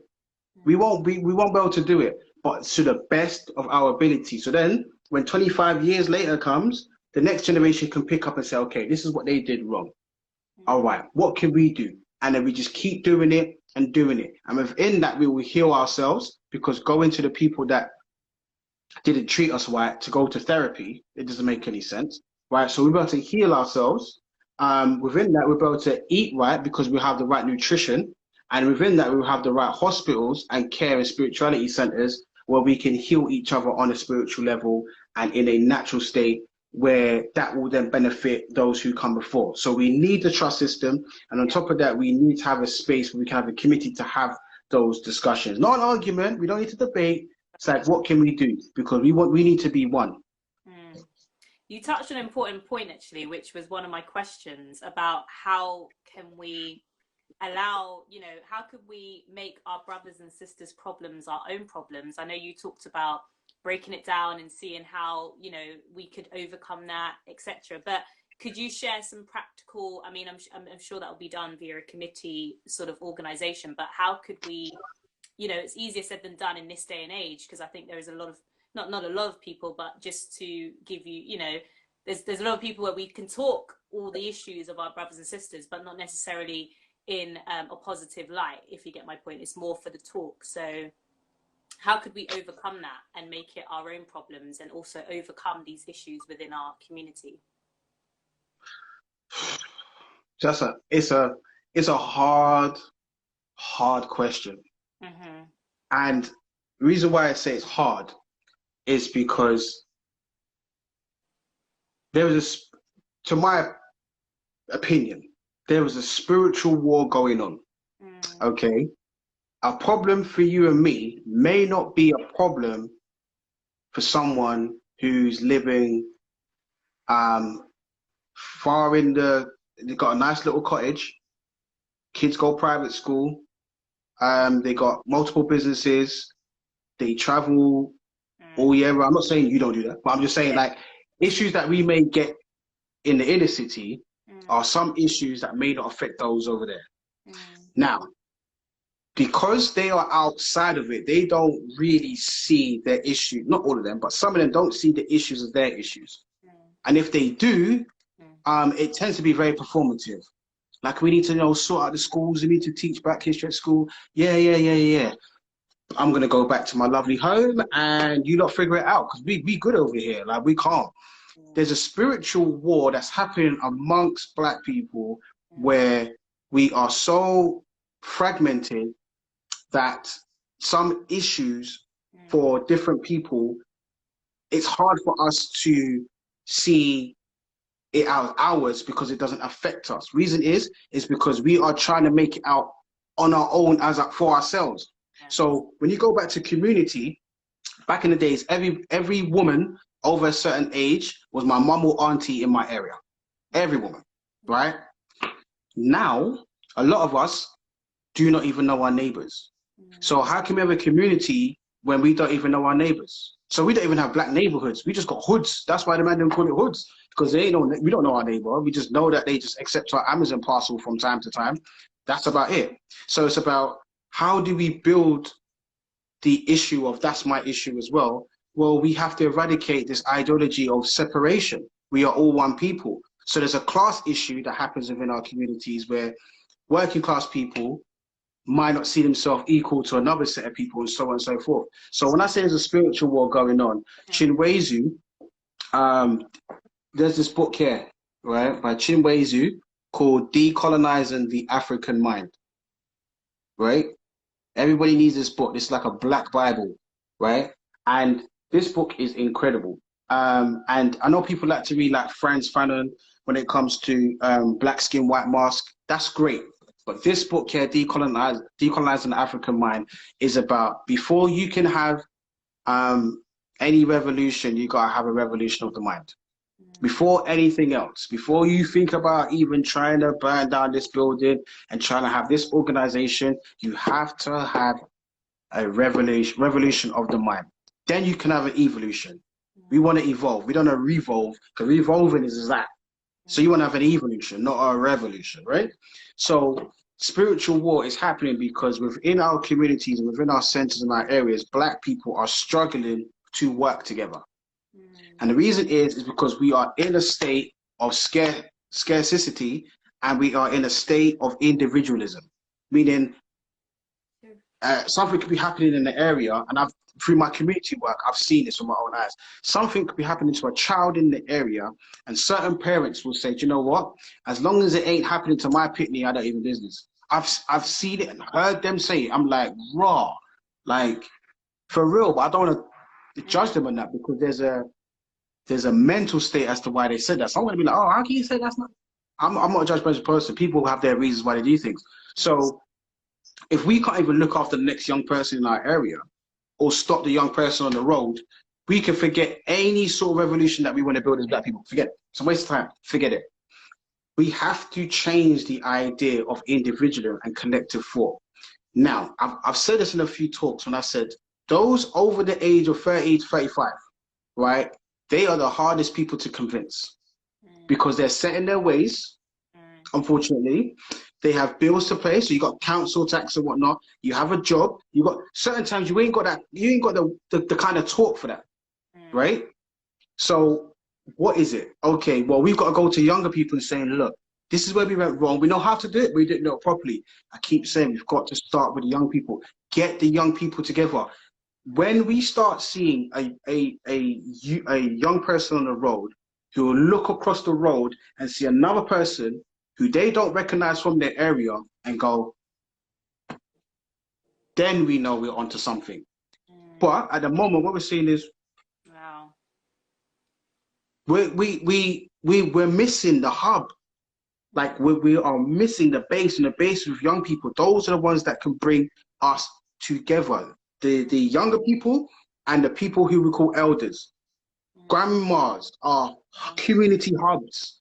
When grandma passes away, the family don't really get together too tough, and it's just dismantle when there's arguments, and they want to take this much of the money, they want to take that sofa, that fridge. In Jamaica, when an old person dies, right? Because I've been to Jamaica and I've seen it, so I'll speak on Jamaica, for example. But it happens everywhere.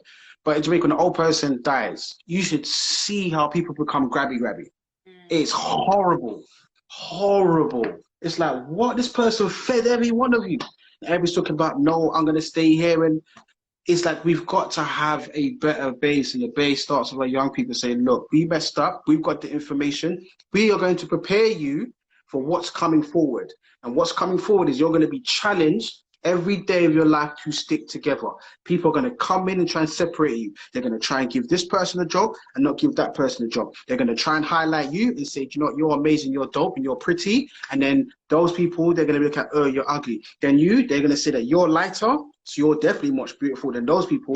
And then that's what's going to happen. Yep, they're going to try and separate you. Then you're being tall, and then short people. And blah, blah, blah, blah, blah. We have to get into the young people. They are the ones that will bring it forward. We, at the moment, for example, when I say over 30 to 35, right, is someone who's lighter than you, right, certain parts of the world, right, someone who's lighter than you, right, they would say, oh, she's a red-skinned girl or a brown-skinned girl. But the most common one, from my parents' generation, they would say, oh, yeah, she's fair-skinned. So if they're saying someone is light, is fair-skinned, someone who's darker like me, does that make me the opposite? So am I unfair-skinned? So when you're saying someone is fair-skinned, what you're saying is anybody else around her is unfair because the English language is a spell. So we ain't even ready to have that community thought if we're going to say someone is fair-skinned. Fair is not a shade, right? I've been to B&Q enough times, seen the deluxe chart, and I have never seen fair brown. Never. Never. It's not a shade. So how do we do it? Well, first and foremost, we've got to realize another thing as well, which I do talk about, is that not everybody's going to be on board. You're going to have some people who are going to be against the cause. You're going to have some people who are not going to fit the program. And you're going to have some people who may put holes in your ship, right, whilst you're trying to sail off. So recognize that there's going to be small groups of people. Not everybody likes Malcolm X. A lot of people hate him. People saying, oh, what's he trying to do? Why is he trying to stir up troubles for? It's not for everybody. What? And now look at him. People didn't like Marcus Garvey. They was like, no, that revolutionary talk in Africa for Africans, home and abroad. No, you're going to have people that's just going to dislike you. Like, so it's about recognizing that the job and the purpose for the young people, we build the trust and have the committee, but within that, we have to have a sense of spirituality. We have to have healing. Black people, if you are African in the UK and you've dealt with COVID, right, and Brexit and institutional racism, and you do not have an ill mental health diagnosis, you must be a superhero. You must have had them superhero traits on the 21st of December that everybody's talking about. You must be unbreakable because we all have a sense of ill mental health. We're not getting the sun to charge our melanin, right? Which gives us a sense of power because it charges our vitamin D, right? We are not getting the essence from the ground because we're not eating the right fruits and the right veg. We're not growing our own stuff. We are around the concrete jungle all the time. So we're not even in our natural habitat. How can we expect to be grounded, but we're not even walking barefoot on the ground? So when I say the spirituality, well, we have to get that back first. We've got to stop thinking like the European people that want to destroy the whole world, destroyers. We are not destroying people. That's why we always licky, and we always end up on our face because we're always trying to be kind. We're always trying to invite everybody to the barbecue. We're always trying to give people the benefit of the doubt. Stop doing that because they will turn you over. The Turtle Bay is a prime example. We let it happen. It's our own fault. It's sad. It's sad, but we have to get back the old books, the old texts, because they teach us about how we can unify and every issue becomes our issue. I didn't understand it until I was about 21 years old. And like, I didn't even understand. There's something as simple as this, silly as it is. I was 21 years old, right? I was at an event, a Black Power event, and I was going toilet, right?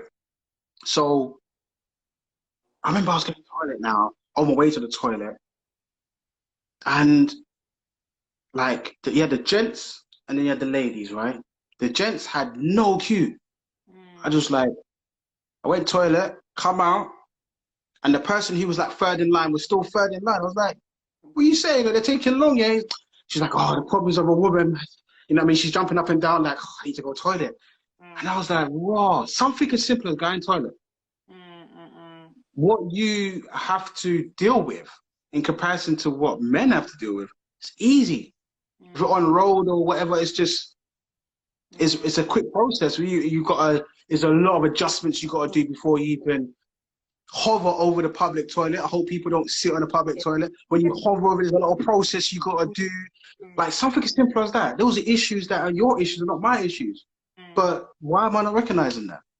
As elders, as men, as fathers, as grandfathers, we should be looking and say, right, you know what, it's kind of deep. Do you know what? You man, wait, we can hold it. Do you know, you go in our toilet, we'll wait. That's community. We recognize that you can't hold it. So you go, no one go in there yet. Let two people in. You good? All right, you go, we'll wait outside. Don't worry about it. Boom. Two people. So recognizing what's equity. Equity is real. Well, the root word is equal. So it's like, all right, well, instead of you know, having the same amount of toilets as women, how about we recognize that they may take a bit longer because they've got to adjust more. So how about we start a process where we let 5 guys in, then we stop, and then we let 2, 3 women in, boom. And that's equity, making it equal. Not like they've got 5 toilets, we've got 5. Why is it our issue? No, they've got more to adjust. Let's make it equal, let's make it fair.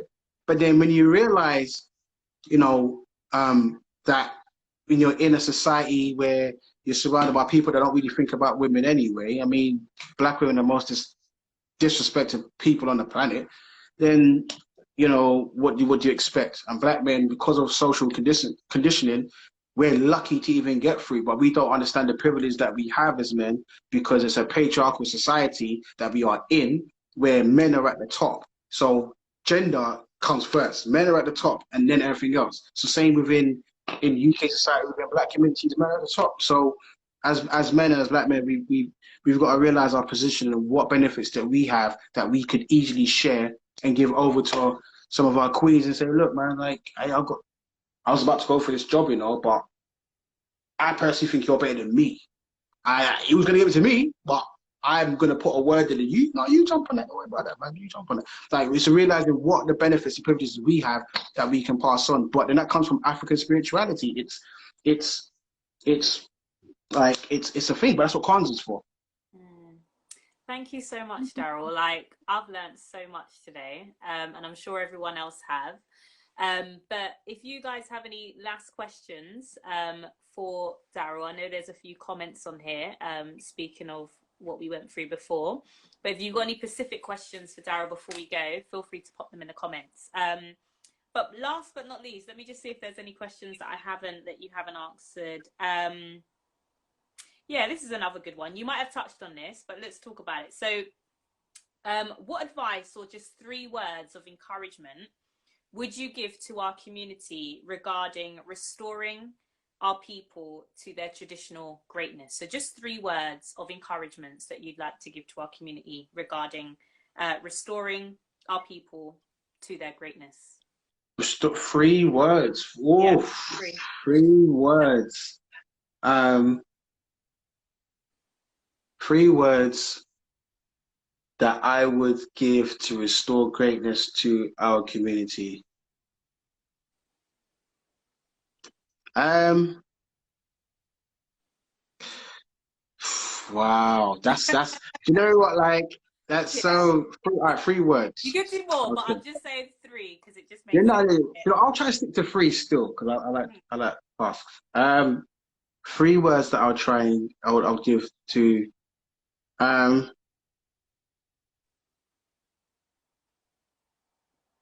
all right, it'll be a sentence. Okay. So I would say, believe in us. Beautifully said. Wow. Yeah, believe in us. That was it. Yeah, believe in us. Because I think like we've got to have the us element and not me. You know, the shortest poem in the world is by Muhammad Ali. When I think he went to Ghana, and he was around the people. He's a people's champion. Little kids are around, and the kids are like, "Oh, could you say something?" And he said, "Me, we." Wow. So MEWE is the shortest poem, and that was from Muhammad Ali, who's connecting with his African roots at the time. So yeah, believe in us. That's amazing. Yeah, believe in us. Thank you so much. That really touched me. I'm sure it touched everyone else. There is a question on here as well. What books do you recommend? I know you gave 2 books that I've also written down, but perhaps you can go through one mentioned or any others? So what 10 books would I recommend? Not 10, sorry. Just any books. You don't have to give like there's okay, it depends. It depends because if you want a book on, if that person's still online, hopefully. If you can specify what sort of area, because then I can point out one book. I'll probably do one book per area. So if you let me know what area, if anybody else is thinking the same thing, and you have an area that's like history or politics or social sciences, anything, like if you give, but one book I would recommend. Okay, what about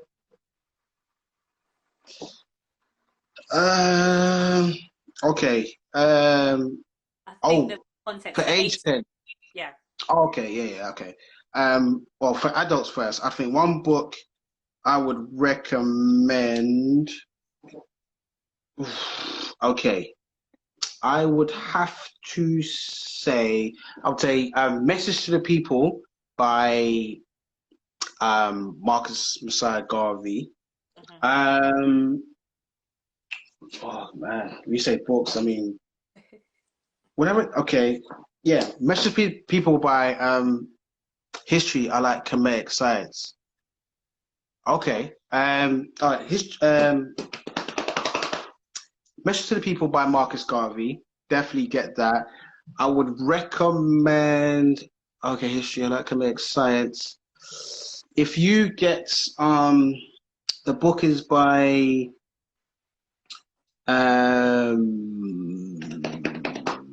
Mfundishi. So it's Mfundishi. He has a book on Khmer science. Also, if you get a book called Medu Necha, which is MED something, and Necha would be NETR. Medu Necha is, I think it's like 3 or 4 volumes, and that breaks down the hieroglyphics and, you know, how they came about, the philosophy from reading from right to left, all that science behind it, because we should be reading from right to left. Yeah. There's a book called The Island of Memes, Haiti's Unfinished Revolution by Wade Nobles. This is a prime example. This book here, right? This book, the reason why this book is dope is because what you're seeing here is a symbol from the Congo people, right? The Congo people. And who also do speak Swahili. But also Congo kind of travels along the region that I was saying about Swahili to the west coast, similar to like the Dogon tribe as well of Mali, right? And with this is a symbol that gets passed down through generations and generations. And this looks at the journey and life principles that we go through. So you be born here, then you get to adulthood, then you die, and then you're in the spiritual realm, the spiritual realm that Black Panther was in when he went to go speak to his dad, and then you're born again. This is a cyclical journey that's been going through centuries and centuries within places like Congo, that they believe in how the life pattern goes. Essentially, it goes this way. Sorry, it's meant to be that way. I'm reading it reverse way in the camera. But what they said, it starts from right to left. Reason is because they follow the journey of the sun. The sun sets in the west, but it rises in the east, and it goes that way. So they're saying you got to follow the journey of the sun. So this is the sun journey. So the sun is rising, then it gets to noon, then it sets, and then it's in darkness, and then it comes back around. This is Kakongo ideology. And then you have this cross period here, which is the sign of the times. So when you look at a clock goes the opposite way. So the clock goes that way, but the clock is actually meant to go anti-clockwise. So your clock is meant to follow the journey of the sun. So the sun goes from east and goes to the west. But what Europe did is say, you know, we're going to flip it so the people are out of tune. So we are walking around going clockwise when we're meant to be going the opposite way. So how they confused it is they made certain people drive on the right-hand side of the road. Some people drive on the left-hand side of the road, and so on and so forth, to confuse the nation. So actually, when you flush the toilet actually spins in an anti-clockwise direction, but we don't actually even look at the toilet water. So this book, it talks about Haiti's unfinished revolution, because what he highlights is that it was the Orishas from Nigeria that helped the Haitians defeat the French. So it wasn't any other faith-based religion that was coming out of Europe. It was them dealing with Shango, which is the god of the hammer, and how he's able to strike through the world. And that's essentially where Thor comes from. Thor is Shango.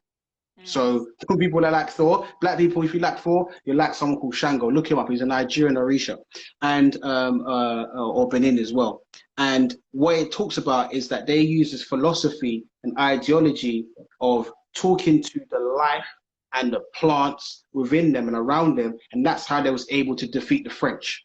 So that's why a lot of the French armies, Spanish army, when they kept on taking over Haiti, they had to go to the Maroons at the time, which is Toussaint and Dessalines, well, before Dessalines, but Toussaint, and say, look, we want to take over this land, we want to make you lot independent, help us fight them. So what they used to do, and what they used to do to the Maroons in Jamaica as well, what they used to do is go into the hills, learn from the Maroons, and get the Maroons to teach them how to fight off the system.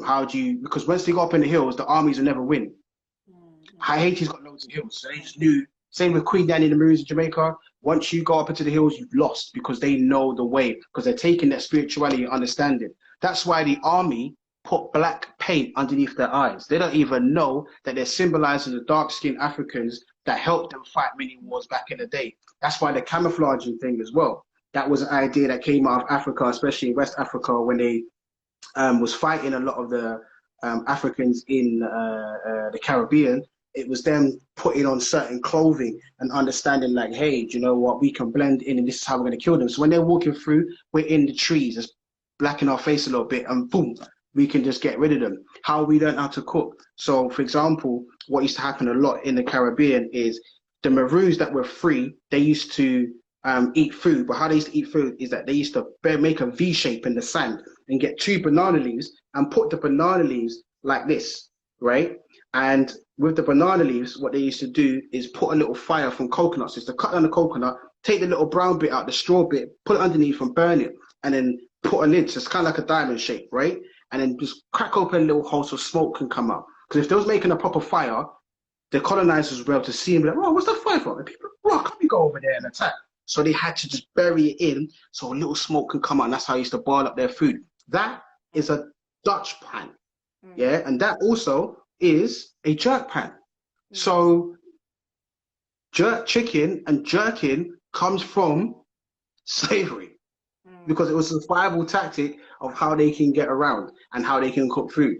So this book here is fantastic because it highlights how the ideas and philosophies in Haiti birthed a lot of revolutions. Like if you're from Barbados, Bussa was another guy who was from West Africa, and he fought off the English as well. You have, you know, you got Sam Sharp in the Haiti Revolution in 1804 sparked between 10 to 20 revolutions in the Caribbean, or fights or revolts, within a space of 5 years. So you can imagine, like, the British, who were dominating the Caribbean at the time, were like, raw, like, this is just getting annoying because we're losing crops. So we need to figure this out. But yeah, it was a Haitian revolution. That's why Haiti's in debt today, because it was a bad deal that they made, but they're being punished because of the fight that they was given to the French and defeated the strongest army at the time, which was the French. But this is a great book to have, and a book by C.L.R. James. He's a Trinidadian scholar, historian. He wrote a book called Black Jacobins. Essentially, that's a book. If you want to know about the Haitian Revolution, that's the book to go with. What I'm trying to do as well is understand other languages. So I've got this book here by Godson Echibima, right? It's called A Textbook of Igbo Linguistics. And within here, it's giving you a text of how to like understand Igbo language, right? And that's a bit blurry, it's a bit hard to see. But what it's doing is giving you a context of how to understand Igbo languages and grammar references.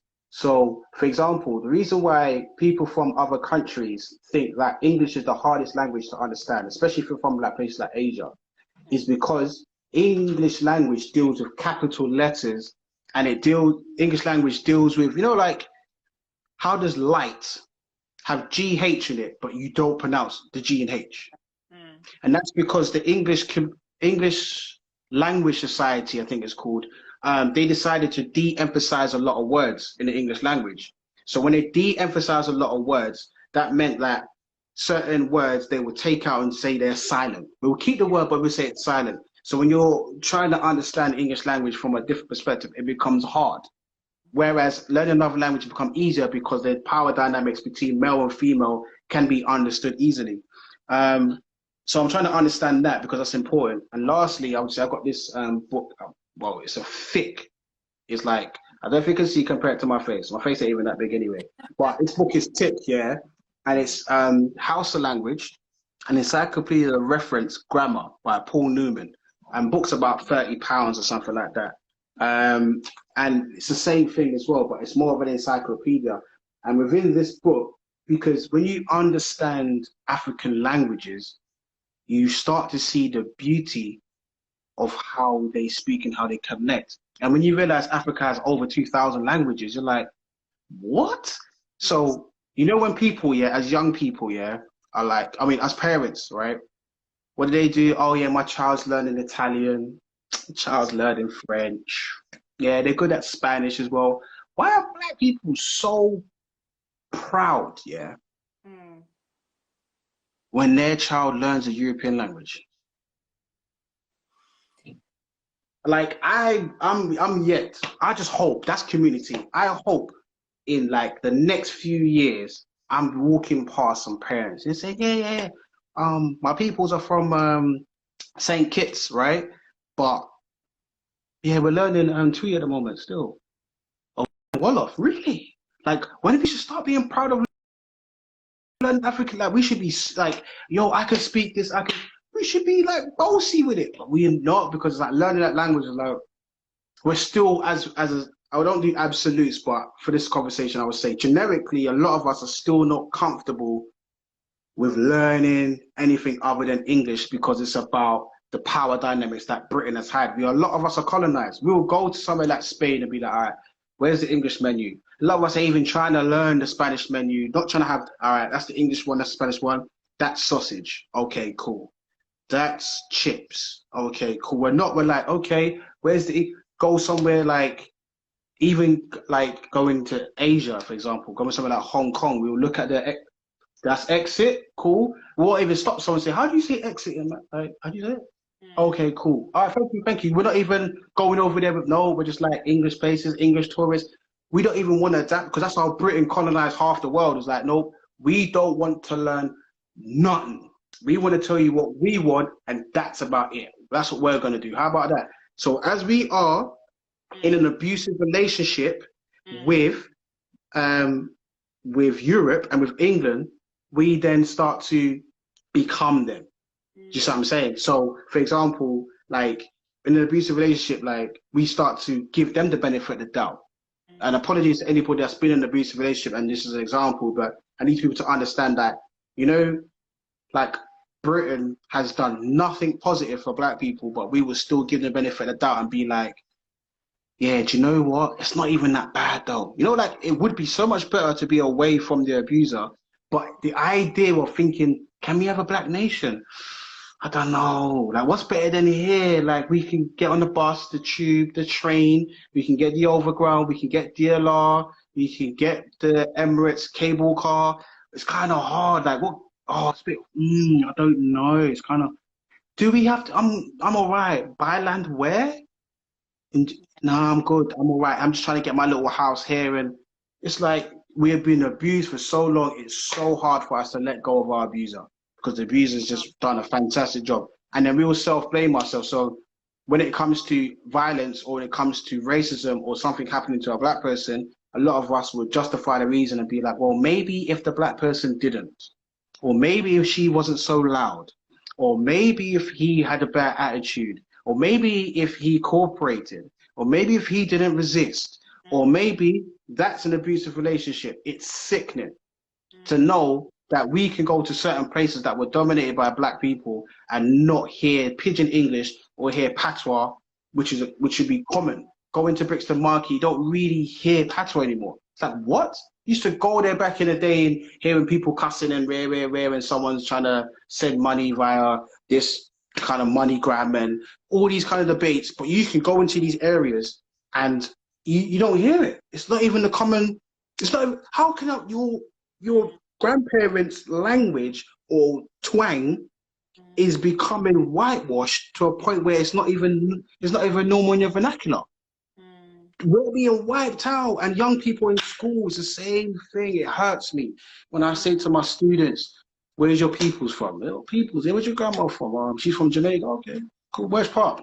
I don't know. Where's your peoples from? No, my dad's from Nigeria. My mom's from here. Okay, cool. Which part of Nigeria? I don't know. Like Lagos? I don't know. Like, what do you mean you don't know? Like, what do you mean you don't know? Like, I can go speak to another guy, like, where are you from? Kazakhstan. All right, which part? And they will say, they'll say in their language, I don't understand it. But I'm like, okay, cool. He will know. He will know. He will know. Our young people, like, we've got to stop, because then the essential, the knock-on effect of them representing themselves, understanding their language, is that when they get older, these young people, they will normalize going to Africa like it's standard. At the moment, it's normalized to go to Dubai. Literally, normalized. Going to Dubai studying. Why? Why? Why? Like, we still got a lot to learn. Like, it breaks my heart when I see people that I know, like friends from years, like 20 years ago, going to Dubai and stunting like with bottles and like, yeah, I'm in Dubai. I'm just chilling here. I'm gonna go hop in this car, this Lamborghini. I'm gonna hire out. I'm like, why are you following people that don't even like you? Like, stop it. Like, why? We've got so much to understand. Why don't you just go to somewhere and even when we go back to Africa, there were like 4 main places that people want to go to. Oh, I'm going to go Gambia. Oh, I'm going to go Ghana. Oh, I'm going to go Nigeria. Oh, I'm going to go South Africa. Okay, there are 54 countries in Africa. Why are you only choosing those ones? Why? Because those are the only ones that will be marketed through when Europeans wanted to highlight Africa, they would only focus on certain points, mainly points that they colonized really well, like really well. South Africa being one, they left white people there to go and take over when they've done a fantastic job. Then you've got Ghana, Nigeria, because they took the most slaves from there, most kidnapped Africans from there, right? But it's just like, hold on a minute, and Gambia is now the melting pot, right, for old Gambia is the melting pot for older Europeans to go and deal with young, vulnerable people and treat them as sex slaves. And it's usually English people, English old men go into Gambia and just abusing and manipulating these young minds. So that's the only reason why we as black people want to go to these spots, is because it's the only ones that we learn about. It's the only ones we know about. You say to them Ethiopia, or you say to them Somalia, they're going to be like, no. Why? Because they're going to tie it into the adverts and the charity adverts that we saw as kids, when you've got these young kids with massive stomachs and flies in their eyes, and they'll be like, oh, no. Because back in the days, in the 90s, being called an Ethiopian was a cuss. Being called a Somalian was a cuss. To the point now, East Africa, the Horn of Africa, is seen as a separate part of Africa now because of the abuse that they've been getting. And as Caribbean people, we did the same thing. We came over African beauty scratching and all kind of things. We did that. It was us that was disrespecting them. Why? Because our parents and grandparents decided to disconnect from Africa. Because when we was born here, our census from 91, 2001, 2011, you have Black British and you have Black British Caribbean. Black British Caribbean is always above Black British African. But A comes before C. So why is Black African after Black Caribbean? Is because Britain played a massive part in colonizing our minds, because when your grandparents and parents was doing the census when you was born and saying what is the identity of this child, your parent or grandparent looked down and say, where's Black Caribbean? There, that's it. Not realizing what's underneath. So then you've got Africans that would put Black African. But then you got Somalis and those from the East Coast, like Djibouti and Eritrea, they don't feel like they're part of the African community because we don't want to big them up or held them up unless they're Rastafarian and you want to talk about Ethiopia. So then they want to have a separate bracket. So Britain is letting us just play a stupid game by playing divide and conquer within just filling out a form for a passport. Then they're going to go to Somalians, which they have now, because the census comes out every 10 years. 91, 2001, 2011, and now we've got one for 2021. Now with the census, which you're going to see, they've got a separate bracket for Black African other. In what educational facility or academy is there an other African? There isn't one. It's either you're African or you're not.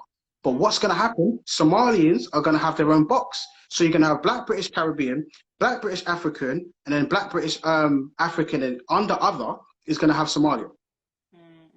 And they're going to be, okay, I'm happy to do that. So we as people, as African people, as Black people, we've allowed them to feel separated. Sometimes they don't want to connect with us as well. That's a whole different debate. But we've allowed them instead of bringing them in. They were the Horn of Africa. That part wasn't really colonized as much as the West. As much as we want to big up Ghana, Nigeria, the East didn't really get conquered like that. They've got their own philosophy. They've got their own languages. They represent, Ethiopia defeated the Italians. They're the only country in the continent of Africa that managed to defeat a European. No other country has been able to do that. So we should be celebrating the East Coast, but we're not, because we see them as other because of the things that happen within media, music, and also within our history, history from our parents and their history books. So when you're going to about how can we build trust, we've got to throw away everything and we've got to decolonize our minds. It's going to take a very long time. It's going to take a very long time, because then we've got to look at different variations of black and brown. So in Africa, there's 40 shades of brown, okay? But there's also over 10 different types of hair type. So when you go to someone in Ethiopia and you see their hair type, and you go to someone in Senegal, their hair type, they're both African, but their hair type is going to be slightly different. In the Western world, the Ethiopian hair type will probably be more favored, right? So those who are from the West Coast of Africa may want to favor those in the East Coast for their hair type, but what they will do, they'll do it for a European standard. So they will straighten it a certain way, they will perm it a certain way, they will do a whole madness to their hair and their beauty standards, because they don't have the connection to East Africa. Say, well, why are you like that? Is your hair like, your hair's got more coils, you got the, okay, cool, cool, cool. They don't have that connection. So what we do, our textbooks and our information is run through Europe. So we can be in Africa, but we will still go all the way up to Europe to find out what's happening east, when we could just go across.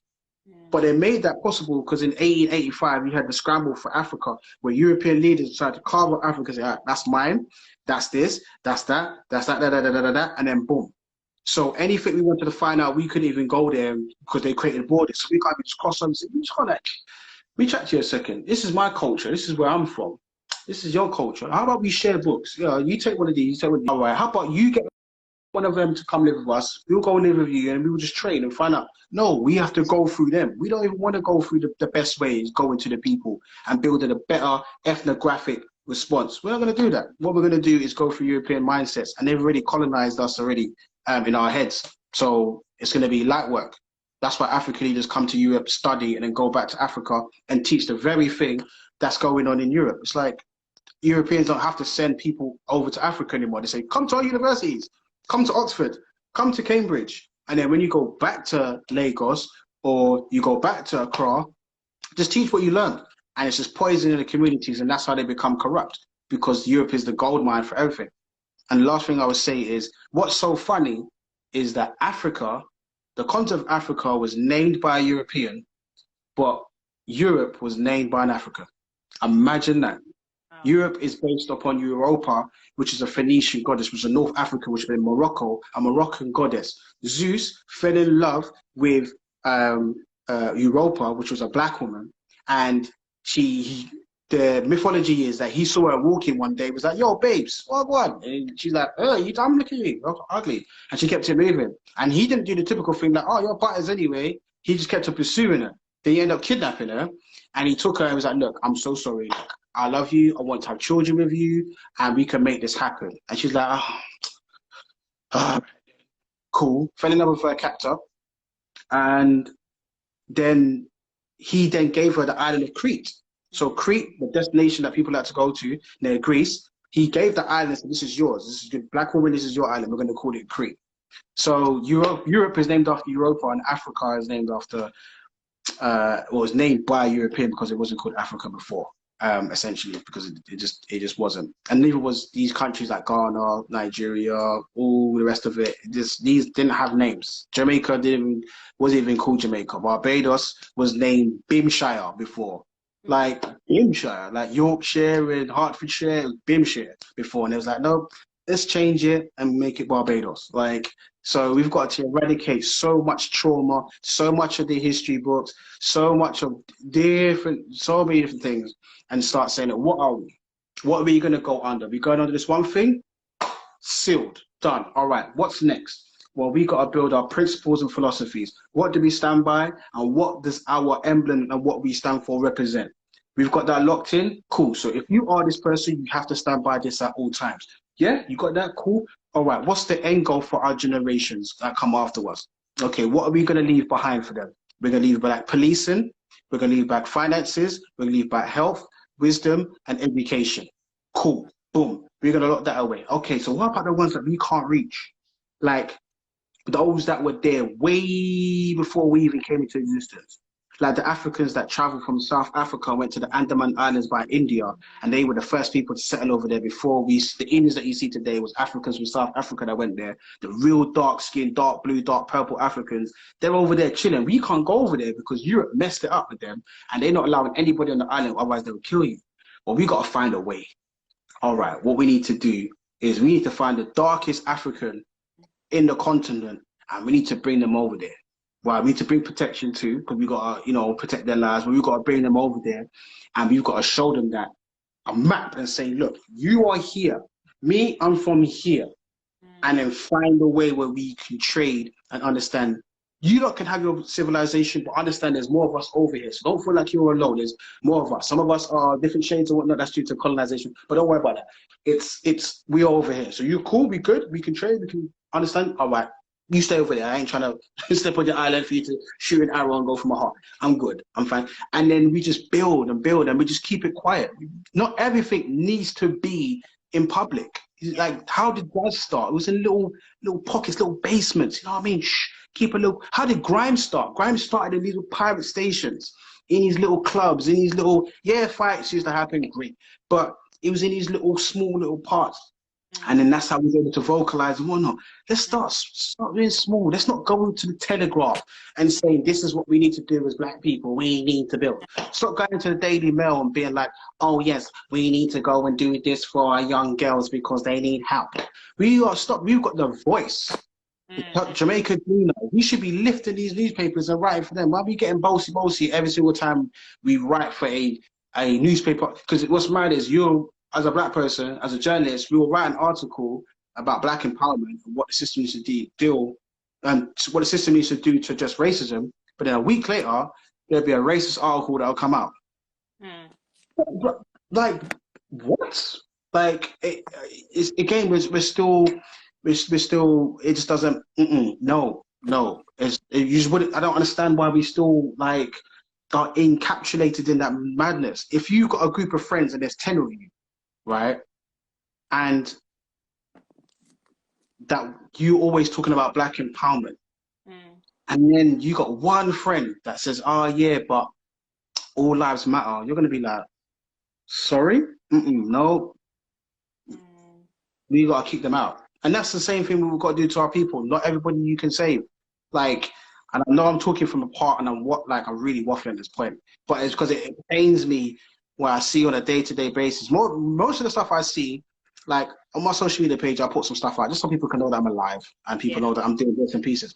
But 70% of stuff I do is not even online.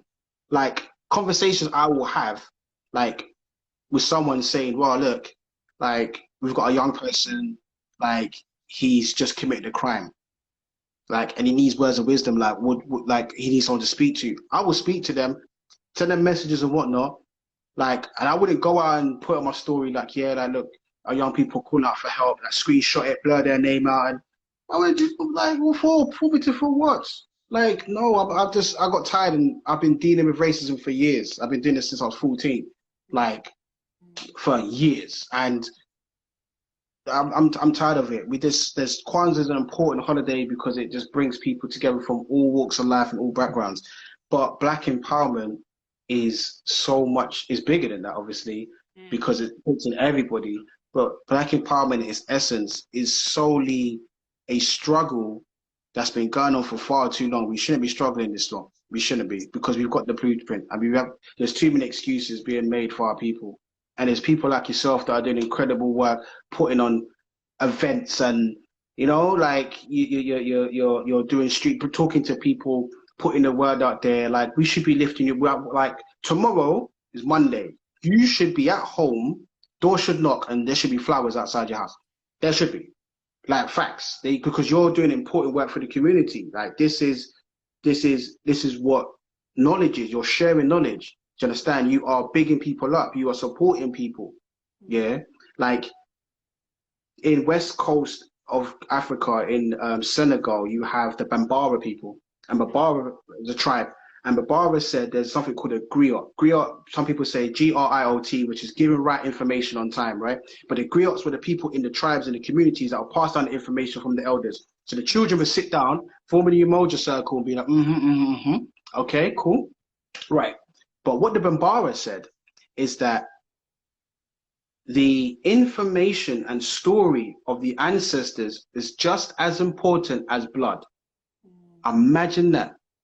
Griot is blood. So imagine you can't exist without blood in your body, meaning your existence as a person, without your story, you don't exist. That's how deep the Bambara are. Like, that's what you're doing. You are doing the Bambara's work, or what they say, blood, or the griot's work, by passing on information. That's what you're doing. So we should be giving you flowers. Like, why are we not giving you awards? Like, why are we trying to do this? Oh, I got an award from this, like, the greatest novelist. Forget all of that. Because half of the books that most of our Black people are writing and putting in waterstones and putting in foils, a lot of the books that are addressing young people's issues and Black community issues, they're not being read by these young people. I can tell you that for free. We're not giving them books out. They're not being read. So we need to give you flowers, because those are people that are out there trying to please the Europeans and the oppressors. Is a joke thing, because it's a waste of time. We're too licky want to be up there behind. No. So we need to celebrate you. You need to get flowers. Matter of fact, I'm going to send you some flowers this week. I'm going to send you some flowers. Even if I drop it off myself, I'm going to send you some flowers, because you need to get the props, and you need to deserve all. No, not you deserve. You deserve all the respect. No matter if you got 10 followers, 100 followers, you as a Black woman is the why we have a system, an African system and principles in the first place. You were the first people on the planet to give something called life. Everything has life. Do you understand? You as a Black woman, you gave us the first essence of nature and nurture and love. When you give birth to a baby and you have to have skin to skin contact, you have to put the baby like that. And the first idea of love and nurture is when a baby looks at his mother. You are the first person to give love. Understand that when every baby that's born, essentially what should be, I know there's some complications on the way, but you are the first person that gave love. Every single guy, brother, whatever, you gave that man love. The first, you gave him nature and nurture. Science will tell you, do you understand, that when a child is born, the most dark parts are their fingers, their fingertips, their nipples, and their genitalia. Those are the darkest parts, because that holds the most melanin. Why? Because melanin is a source of power and energy. The more melanin you have, by science, you are the most intelligent. So why is it the fingertips? You can tell the complexion of a child by their fingertips. Why is the fingertips important? Why genitalia? Because through melanin, through touch, this is how they feel. When their eyes are closed, they're feeling things. Have you seen when babies are breastfeeding? They always want to hold someone's thumb or someone's finger. They want to hold something because that's security. So touch is important. Do you understand? Same with their feet. The ends of their toes is dark as well, because that's about walking. But also, that's just like hands for the ankles anyway, essentially. Then genitalia, because that is what gives life. Take sexuality out of it. That's about life, just giving life. And then nipples is because that's the source of life as well in terms of nutrients. Every baby starts off as a female and then goes to male or female. That's why boys or men have nipples, but we don't breastfeed. So why is that? It's because you start off having XX chromosomes and they may have XY. So if a boy becomes, if a baby embryo becomes a male, he would then take on certain things, but he won't grow certain things because that's not part of his genetic makeup. So every man, whether you want to be non-binary or whatever, right? Every entity has a female characteristic within them. That's why you lot are the dopest people on the planet. Black women are dope. You've given life to everybody. So don't let no one tell you nothing. Don't matter if it's a textbook, whether it's your own people. Do you know how dope you are? The oldest bones found on the planet was an African woman. They want to call her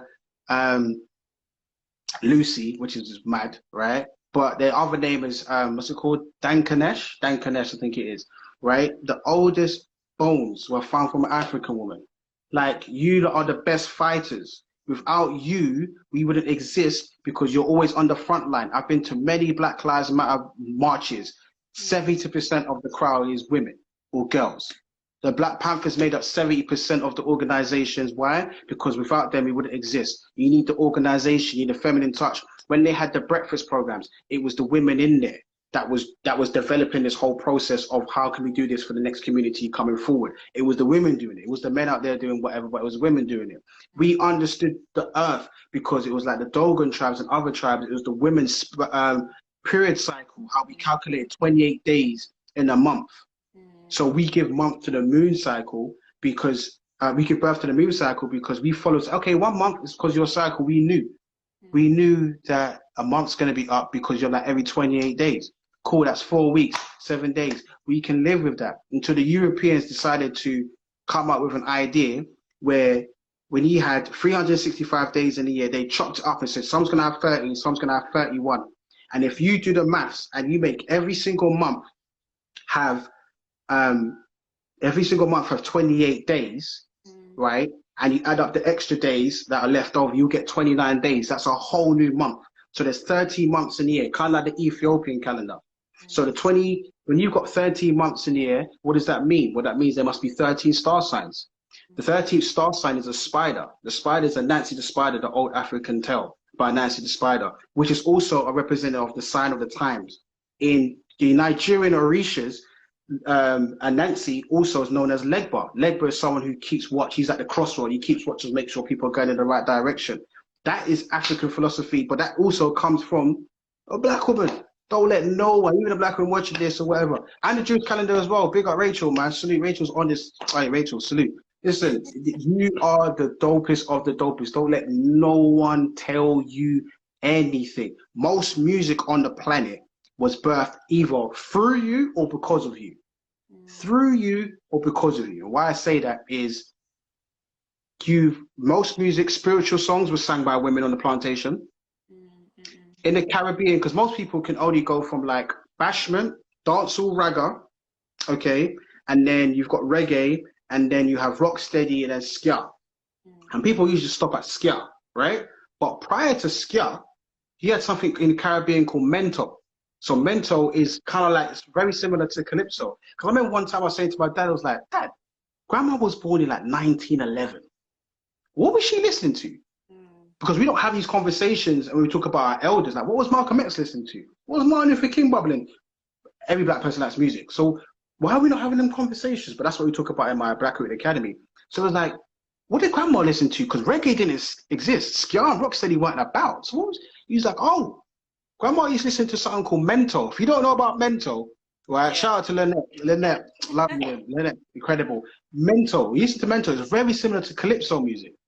And mento, when you look at the origins of mento was an expression or romanticized version of soca, essentially. But it's about love and passion for a woman and going through the system and struggling through. But then they got like being happy and whatnot. But it's about love from a man to a woman. That's what mento is about.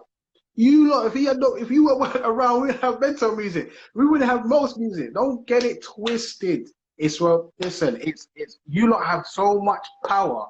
It's so mad and it upsets me when we have these debates on misogyny and misogynistic behaviors. I'm like, do you know how dope you are? Like, do you know, like, man, like, I'm just telling you, like, hopefully one day, I would love to see that. Black women being in the positions that they should be in, having the powers that they should have, seeing them being recognized for the strength and the power that they have within them innately, just through nature. Also being recognized in science. Do you know what I mean? The oldest gene, DNA, that's being recycled and used is Henrietta Lacks, and they're using her stem cells to cure cancer and all other little bits and pieces. They keep reusing her. She's from the United States.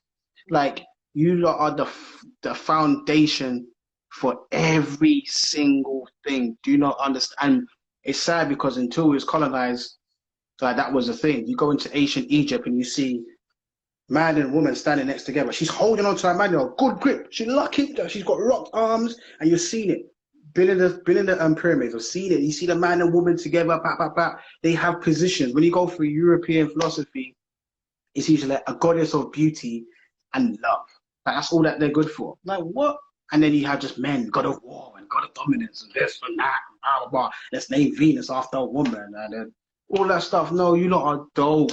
Like, you lot are dope. You lot are incredible. Like, don't get it twisted. Like, those who are listening, like, all the black women, man, big old man. Like, you are dope. You lot were the first feminists. Do not get it twisted. You lot were the first feminists. Matter of fact, you was the first group of people to create a feminist group.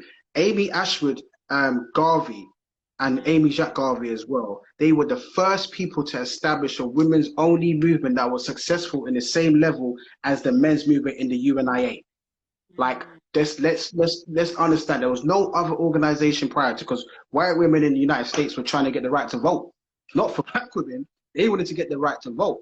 Whereas in the Caribbean, you had people that was on certain wavelengths and certain levels, but they weren't degrading black women. It wasn't like, what are you doing? My mom's black. Are you crazy? Come true. So you lot are dope.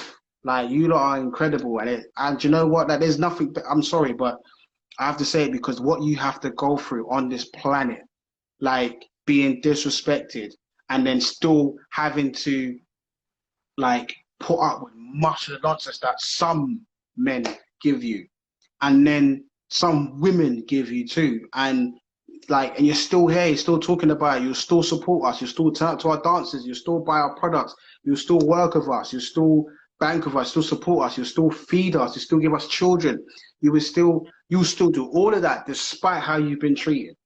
Like, to fact, on certain plantations in the United States where a woman, an enslaved woman, would then go and sleep with a slave master or a guest, a friend of the slave master, just so that slave master doesn't beat her husband. No. Like, come on, the sacrifices that you lot have had to do, and you lot are trying to fight for equality, for equal pay in that. Nah, we're mugging you off. I'm sorry. As a black man, I'm gonna say sorry to you, sorry to the rest of the black women. I'm sorry. I'm sorry that we've treated you like this, and I don't know how many times we've heard this word sorry, but I'm gonna say sorry, because, like, you deserve, like, the amount of, listen, like, listen, we want to talk about, let's go back to our grandparents' time when love was real. Do you know what our grandparents had to put up with for our grandparents, our granddads? Listen, our granddads weren't always faithful, you know. They weren't always faithful, but they had to, but they had to put up with it. Why? Because they had to cook the food, look after the family, because they stuck with the principles. We wouldn't have a Windrush generation if it weren't for the women. Let's just keep it real. Like, you can hear it in Lovers Rock music. Lovers Rock will tell you about how crass this man are. Do you know what I mean? 6th Street, what? Like, nah. Why you got reggae talking about, I'm not your substitute lover? Brother, let her go find someone else, isn't it? Like, yeah, so I'm just gonna say, like, Jake, love you with my heart and soul. All the women in there, like, I love all of you lot. It will get better. I promise you that it will get better. It will take some time. And you've bared with us for a very long time. And I respect that and I honor that, and I always talk about that. And in places that I can be in, but you can't be in, know I'm coming in there with your voice. Do you understand? Like, I'm coming in there and representing, saying, look, this is my perspective. But what about this girl? I know someone called Shireen, and Shireen just like, you got to include, like, I'm there. I'm with you 110%. There's a lot of us out there like this, but we're working in small groups. It will get to a point where we will be able to defend you across all boards and willing to risk our lives to make sure you're good. You should be able to go on BBC or IT or BBC Question Time and deal with anybody in the audience or anybody in the panel you feel secure. Because when you come out of the BBC building, you have about 10 men just making sure you're good. You understand? Because they're on standby, just like Diane Abbott. You understand? When Diane Abbott goes on TV and people are being racist or taking the mickey out of her, saying she's not speaking properly, like she gets bullied, and there's no one outside the BBC building to defend her. But we want to complain about little odd jobs that are happening, little incidents that are happening at our jobs. Like, and we're not even protecting those that are putting herself in the front. Yeah, Diane Abbott does say some weird stuff sometimes. Yeah, I get that. But let us deal with her in our own spaces. We'll call her to a meeting and say, yeah, come down to Clive's house, innit? Come to Clive's house. And then she'll come to Clive's house and say, yeah, we're going to give you a little food and that. Well, how you doing? Oh, yo, D, listen, you said yesterday, that was a bit mad, you know, like, I hear you, but what you should have said is this. I'm not telling you how to do your job, but it kind of make us look a little bad, innit? But we want to have this meeting with you because we don't want to have it on TV. We're not going to have another journalist go on the Twitter and Twitter bash your name or nothing. We're going to deal with you in our own house. We're going to put it in the public, yeah? All right, cool. How's things, man? You good? I'm like, you saying that? I'm like, no, that's for you to eat now. But then that bit, that's in the foil, you take that home with you and you go eat that and whatnot and do your thing. All right, cool. We should be able to have a relationship with our political leaders. We should be able to have relationship with our head teachers, black head teachers in primary school and secondary school, like black nursery managers. We should be bridges with them, but we understand business is business and we must apply ourselves correctly. Do you understand? But we should be able to have this relationship with different people who are prominent in our community and they should be able to support us. Because when they're going out there, essentially, like they are representing us. So we should be able to represent them and support them. But it starts with like you lot are on the front line all day, every day, like all day. When it comes to parents evening, I see loads of black mothers, loads of black mothers. I'm like, I don't want to ask where the father's at, because I want to get to that conversation. Do you know what I mean? But I'm like, you lot are still turning up for parents evening, dealing with your son or your daughter, and you know they're a tegaweg, but you have to turn up because you don't want it to look bad and wear it. So I've had to sit down and say, what help do you need? Because I know, little Jamal, he's a little terror. You understand? But what help do you need? What can I do? Because I'm going to help as a teacher, but also I'm going to help a black man. So what do you need? So I'm going to do sessions with him, but away from that, I'm going to talk to him. So I'm going to reason with him. So I'm going to spend a half an hour after the lesson and be like, listen, here's some fruit. I don't know when the last time you had some fruit. So here's some fruit. Here's some water. Let's chop it up. Let's reason. What's going on? How's things? How's your cousin? But when you're a teacher and you're involved in the community, there's loads of students, right, who I know their family members. Oh, you know my big cousin, such and such. I'm like, yeah, I know it from back in there, yeah. Like when you have that relationship, then you can kind of place yourself in their life a bit different because they see you as someone who is young, someone who's old or whatever. They see you as someone who's relatable because you know one of their family members. But that's how you build a connection with the teacher. The teacher's got to make it their job to build connections with young people and their families, because it's bigger than that. It's so much bigger than just getting a paycheck and enjoying the little holidays that you get in between term times and whatnot. No, build it. Do you know what I mean? And then lift them up and correct people. And there's so much work that needs to be done. Like, it's so much work and it's so simple. Like young people, I say this all the time. Young people only care about people that care about them. That's it. Yeah. You know what I mean? That's it. Young people that will go to a christening or go to a wedding or whatnot, they will see that family member that will check for them. Do you see what I'm saying? And be like, wow, welcome, come in. Yeah, listen, I know your mum said don't give you any sweets, but take those sweets. Shh, don't beat up. Be good though, yeah? Baby stuff. They will always check for that auntie, that uncle all the time because they will check for them. Young people, so you have time. You have time for that person. I've done this. I mean, the first time I did this, last thing I'm going to say. I mean, the first time I did this when I spoke to this young guy. There was a group of them. I pinpointed one. I see these guys stand on the street, right? And I know what they were on, right? So I was like, all right, cool. Let me go over to him. I was like, yo, King. You know what I mean? Call him King. Yo, King, what's going on? Like, how you doing? He's like, yeah, I'm good. I'm going, okay, cool. When's the last time you had some fruit? Like, what? When's the last time you had some fruit? Matter of fact, when's the last time you drank water? And he looked at me like, right, who's this guy? Like, am I fed or something? I'm like, nope. When's the last time you drank water? Like, and he's like, for a minute still. Like, I'm like, all right, come and go and shop. I'm gonna say, you man, you good? Yeah, we'll go and shop quickly. Took him Tesco's Express, right? This is in West Norwood, right? Took him Tesco's Express. I said, listen, you don't eat fruit, do you? He's like, not really. I'm like, cool, listen, we're gonna get some fruit, get some water for the man them as well, yeah? He's like, all right, paid it. Walk back up to by Morley's, right, West Norwood. See the young cats standing outside. Started to reason with them. I was like, listen, you don't need to eat right, you know. And they was like, what do you mean? I'm like, you don't have to eat right. I know what you are on, understand? But if you're going to do what you're going to do to make money, because I don't know your life, at least eat right. Do you understand? Because when you're going to bed at like 2 o'clock in the morning, right, and then you're waking up at like 6 because you got to sell what you got to sell, do what you got to do, you're starving your brain of oxygen. So if you have water, if that's your lifestyle and you can't change it, that's fine. But at least have water, because water's got oxygen in it. So whilst you're having water, you're still giving your brain oxygen. When you have oxygen in your brain, that means you're still giving nutrients to your brain. Therefore, you can think right. When you don't have oxygen, you're not breathing in properly. Therefore, you're starving your brain, become tired, you become irritable and whatnot. So when you're making certain decisions on the road, thinking, well, who's that you? Or blah, blah, blah, blah, blah, you're doing it because you don't understand that your brain is saying, help me, feed me, I need oxygen. I need to, whatever. So you're just playing on it, eating Morley's, you're getting wings, all the horrible foods and whatnot. You're just doing what you're doing to make, at least have fruit. Here, here's some apples. Here's some pineapples. Very citrusy, but it's good for you. Don't worry about it. A lot of vitamins in that. Here, here's some easy peelers. Yeah, you man there, you with a little long pinky fingernail, you peel that up for the man them, and I'll give them time. I'll give them half an hour of my time and say, listen, so what's happening, man? How's life? How's things? Where you from? Okay, cool. Not where you're from, but where's your family from? And I give them the time and say, listen, you're not gonna do what you're gonna do, but let's eat right. Because you've got to make the right decisions. Think about all the Donnies that you know about, the oldest that have been caught and been to jail. They got caught because they didn't think right. No gangster, you're not a gangster if you went to jail. No, you got caught, so you're not smart.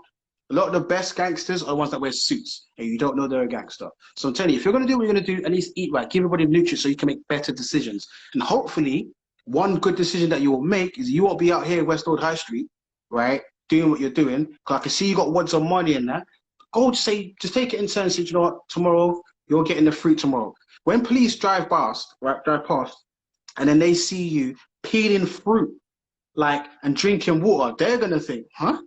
What? And by the time they even thought about it, it's too far. They can't do a U-turn because it's a one-way system. So if they see you peeling fruit and eating a fruit pot, you got melons and you're eating a kiwi, you're getting nutrients. Eat the junk food as much as you want, but at least balance it out.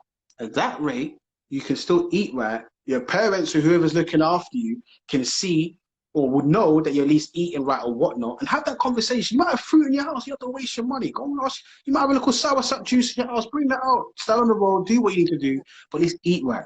And I remember I came back 3 weeks after, and it was like 2 of the guys that were out there, and I was like, well, where's my guy? The first person I spoke to. And he's like, no, he's not even around still. Like, I'm like, what, is he inside? He's like, no, he's doing some other bits and pieces still. You know, yeah, cool though. Yeah, we had fruit today. No, I had fruit yesterday though. I swear, and a little £1 pot, still grapes and apples. And like, right, just keep doing your thing, man. You know what I mean? Spot them, and cool. They don't know me, I don't know them. But the fact is, I take the time out to just check them. They can look at any other person that might look like me and say, you know what? They're cool.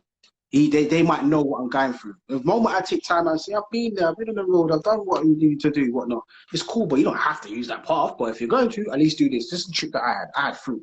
I like fruit. I love fruit today. I have fruit every day. Try it. You might like it. Might be a bit at the beginning, but go for it. Drink water. Healthy. Your blood needs it. Come on. Especially if you're going to smoke weed, you're going to need water, mate. You're drying out your mouth. That's why you're always spitting in my mouth. Oh, drink water, mate. It'll be better for you. So little things like that, that's how you build community. Something small as that. But yeah, I've been waffling for too long, Jay. You should have told me to shut up, man. Okay. No, I let you talk because it's good, you know, like, and obviously we're learning so much here. But thank you so much, Darrel.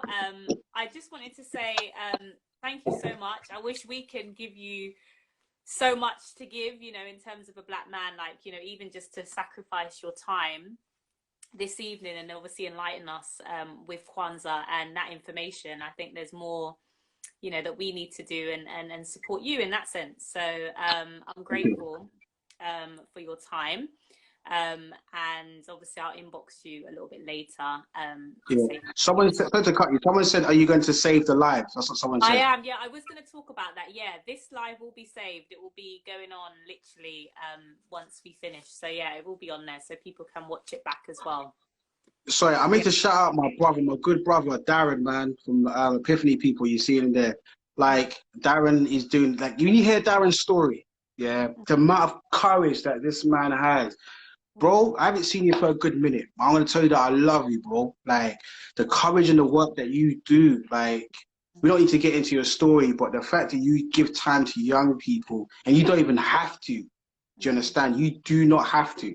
And the fact that you give time and energy for young people, but also fathers as well, to say, look, connect with the youth, they need you. Man, like, bro, like, you doing, and by the way, we've got people doing incredible work in Birmingham as well, that's trying to do what we're doing in London. You've got people in Manchester, in Moss Side. You've got Toxteth and Liverpool people doing work as well. And we need to connect. You know what I mean? London's great, but it can be a ridiculous place at times. So we need to recognize work that people are doing up in Birmingham, the history in Birmingham as well, and all the rest of it, because we are all one family at the end of the day. Do you know what I mean? So people that are celebrating Kwanzaa, Kwanzaa's been going on for time in Birmingham. There's a guy who's a well-known historian, essentially he's a Pan-Africanist.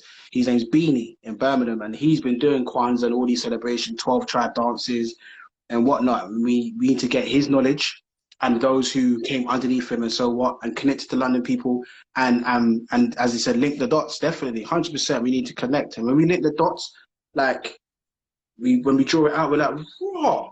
When we link that dot to there, it's a black pole fist. Imagine that. Raw. Okay. Do you know what I mean? So I just want to shout, yeah, I know I picked up the women, but the black men that are doing the work, bro, I love all of you lot with my heart and soul. And yeah, when people watch this back, for those that came late, watch it back. Salute. I can't see, but someone said it's like, something about a lot of knowledge, and wisdom or something. Knowledge and wisdom. Yeah, thank you for sticking with us the whole entire time. It's way what you inboxed me, the time frame, it went way over. I know. So thank you. So sorry, but sometimes when this happens, you know, you can't limit the time. You just have to keep going, you know. So thank you. But lastly, Darrel, could you just tell everyone how can they connect with you in terms of what you're doing? Maybe other Instagrams, accounts that you have. Perhaps you can tell everyone.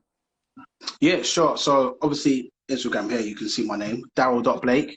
Follow my other page, Black Rooted. And I have another page called Black Rooted Academy, which will have more information about the Saturday school that I'm doing. On Facebook, you can follow Darrel Blake on there. I have a personal page, Darrel Blake, and I have a fan page. But also I have a Black Rooted page on Facebook, which has more video content. So that's documentaries, interviews, the works, all on there. And I need more UK people to follow, because it's like 89% USA followers. I get like 4 followers a day. That, yeah, I'm like, what? People from the USA, they keep sharing the same video all over, like hidden colors and all that stuff. So yeah, so in the comments, if you don't mind. Say again, sorry? Could you pop it in the comments, the name? Yeah, so if I just type it in, right, so people can see.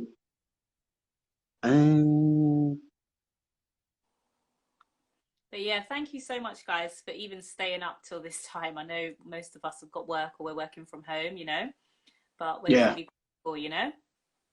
Yeah, this is it. I don't even know what time it is, but yeah, honestly, like there's some great things coming in 2021 anyway. There's so much in the pipeline that I've got lined up. You know what I mean? I'm just keeping quiet about it because yeah, just keeping quiet. So it might look like I'm not active. I'm active. Trust me. I just line up certain things in the process, and can't wait for people to see what yeah. And my Black History tours are starting again at the end of March. So the walking tour that I have, it looks like Slave Trade Money Trail tour, which looks like one person's journey going through certain part of central London, looking at their wealth and how they're connected to major things. That begins at the end of March. I have the UNIA and Marcus Garvey tour coming in the summer. I also have the coach trip to the International Slave Trade Museum in Liverpool. That's coming up as well. And I have another one which is looking at we go to a castle, Portchester Castle, which was a base where the English kept Caribbean slaves in a castle in Portsmouth. So in the South Coast, a lot of Caribbean people from Martinique, St. Vincent, and Guadeloupe were kept there as prisoners of war on our soil. So when people say, "Oh, but slavery didn't really happen and we didn't have," yep, we did in Portsmouth. So we go to the castle, we'll do a libation. So we do a tour of the castle, and you get to see the chambers where the Caribbean people are kept.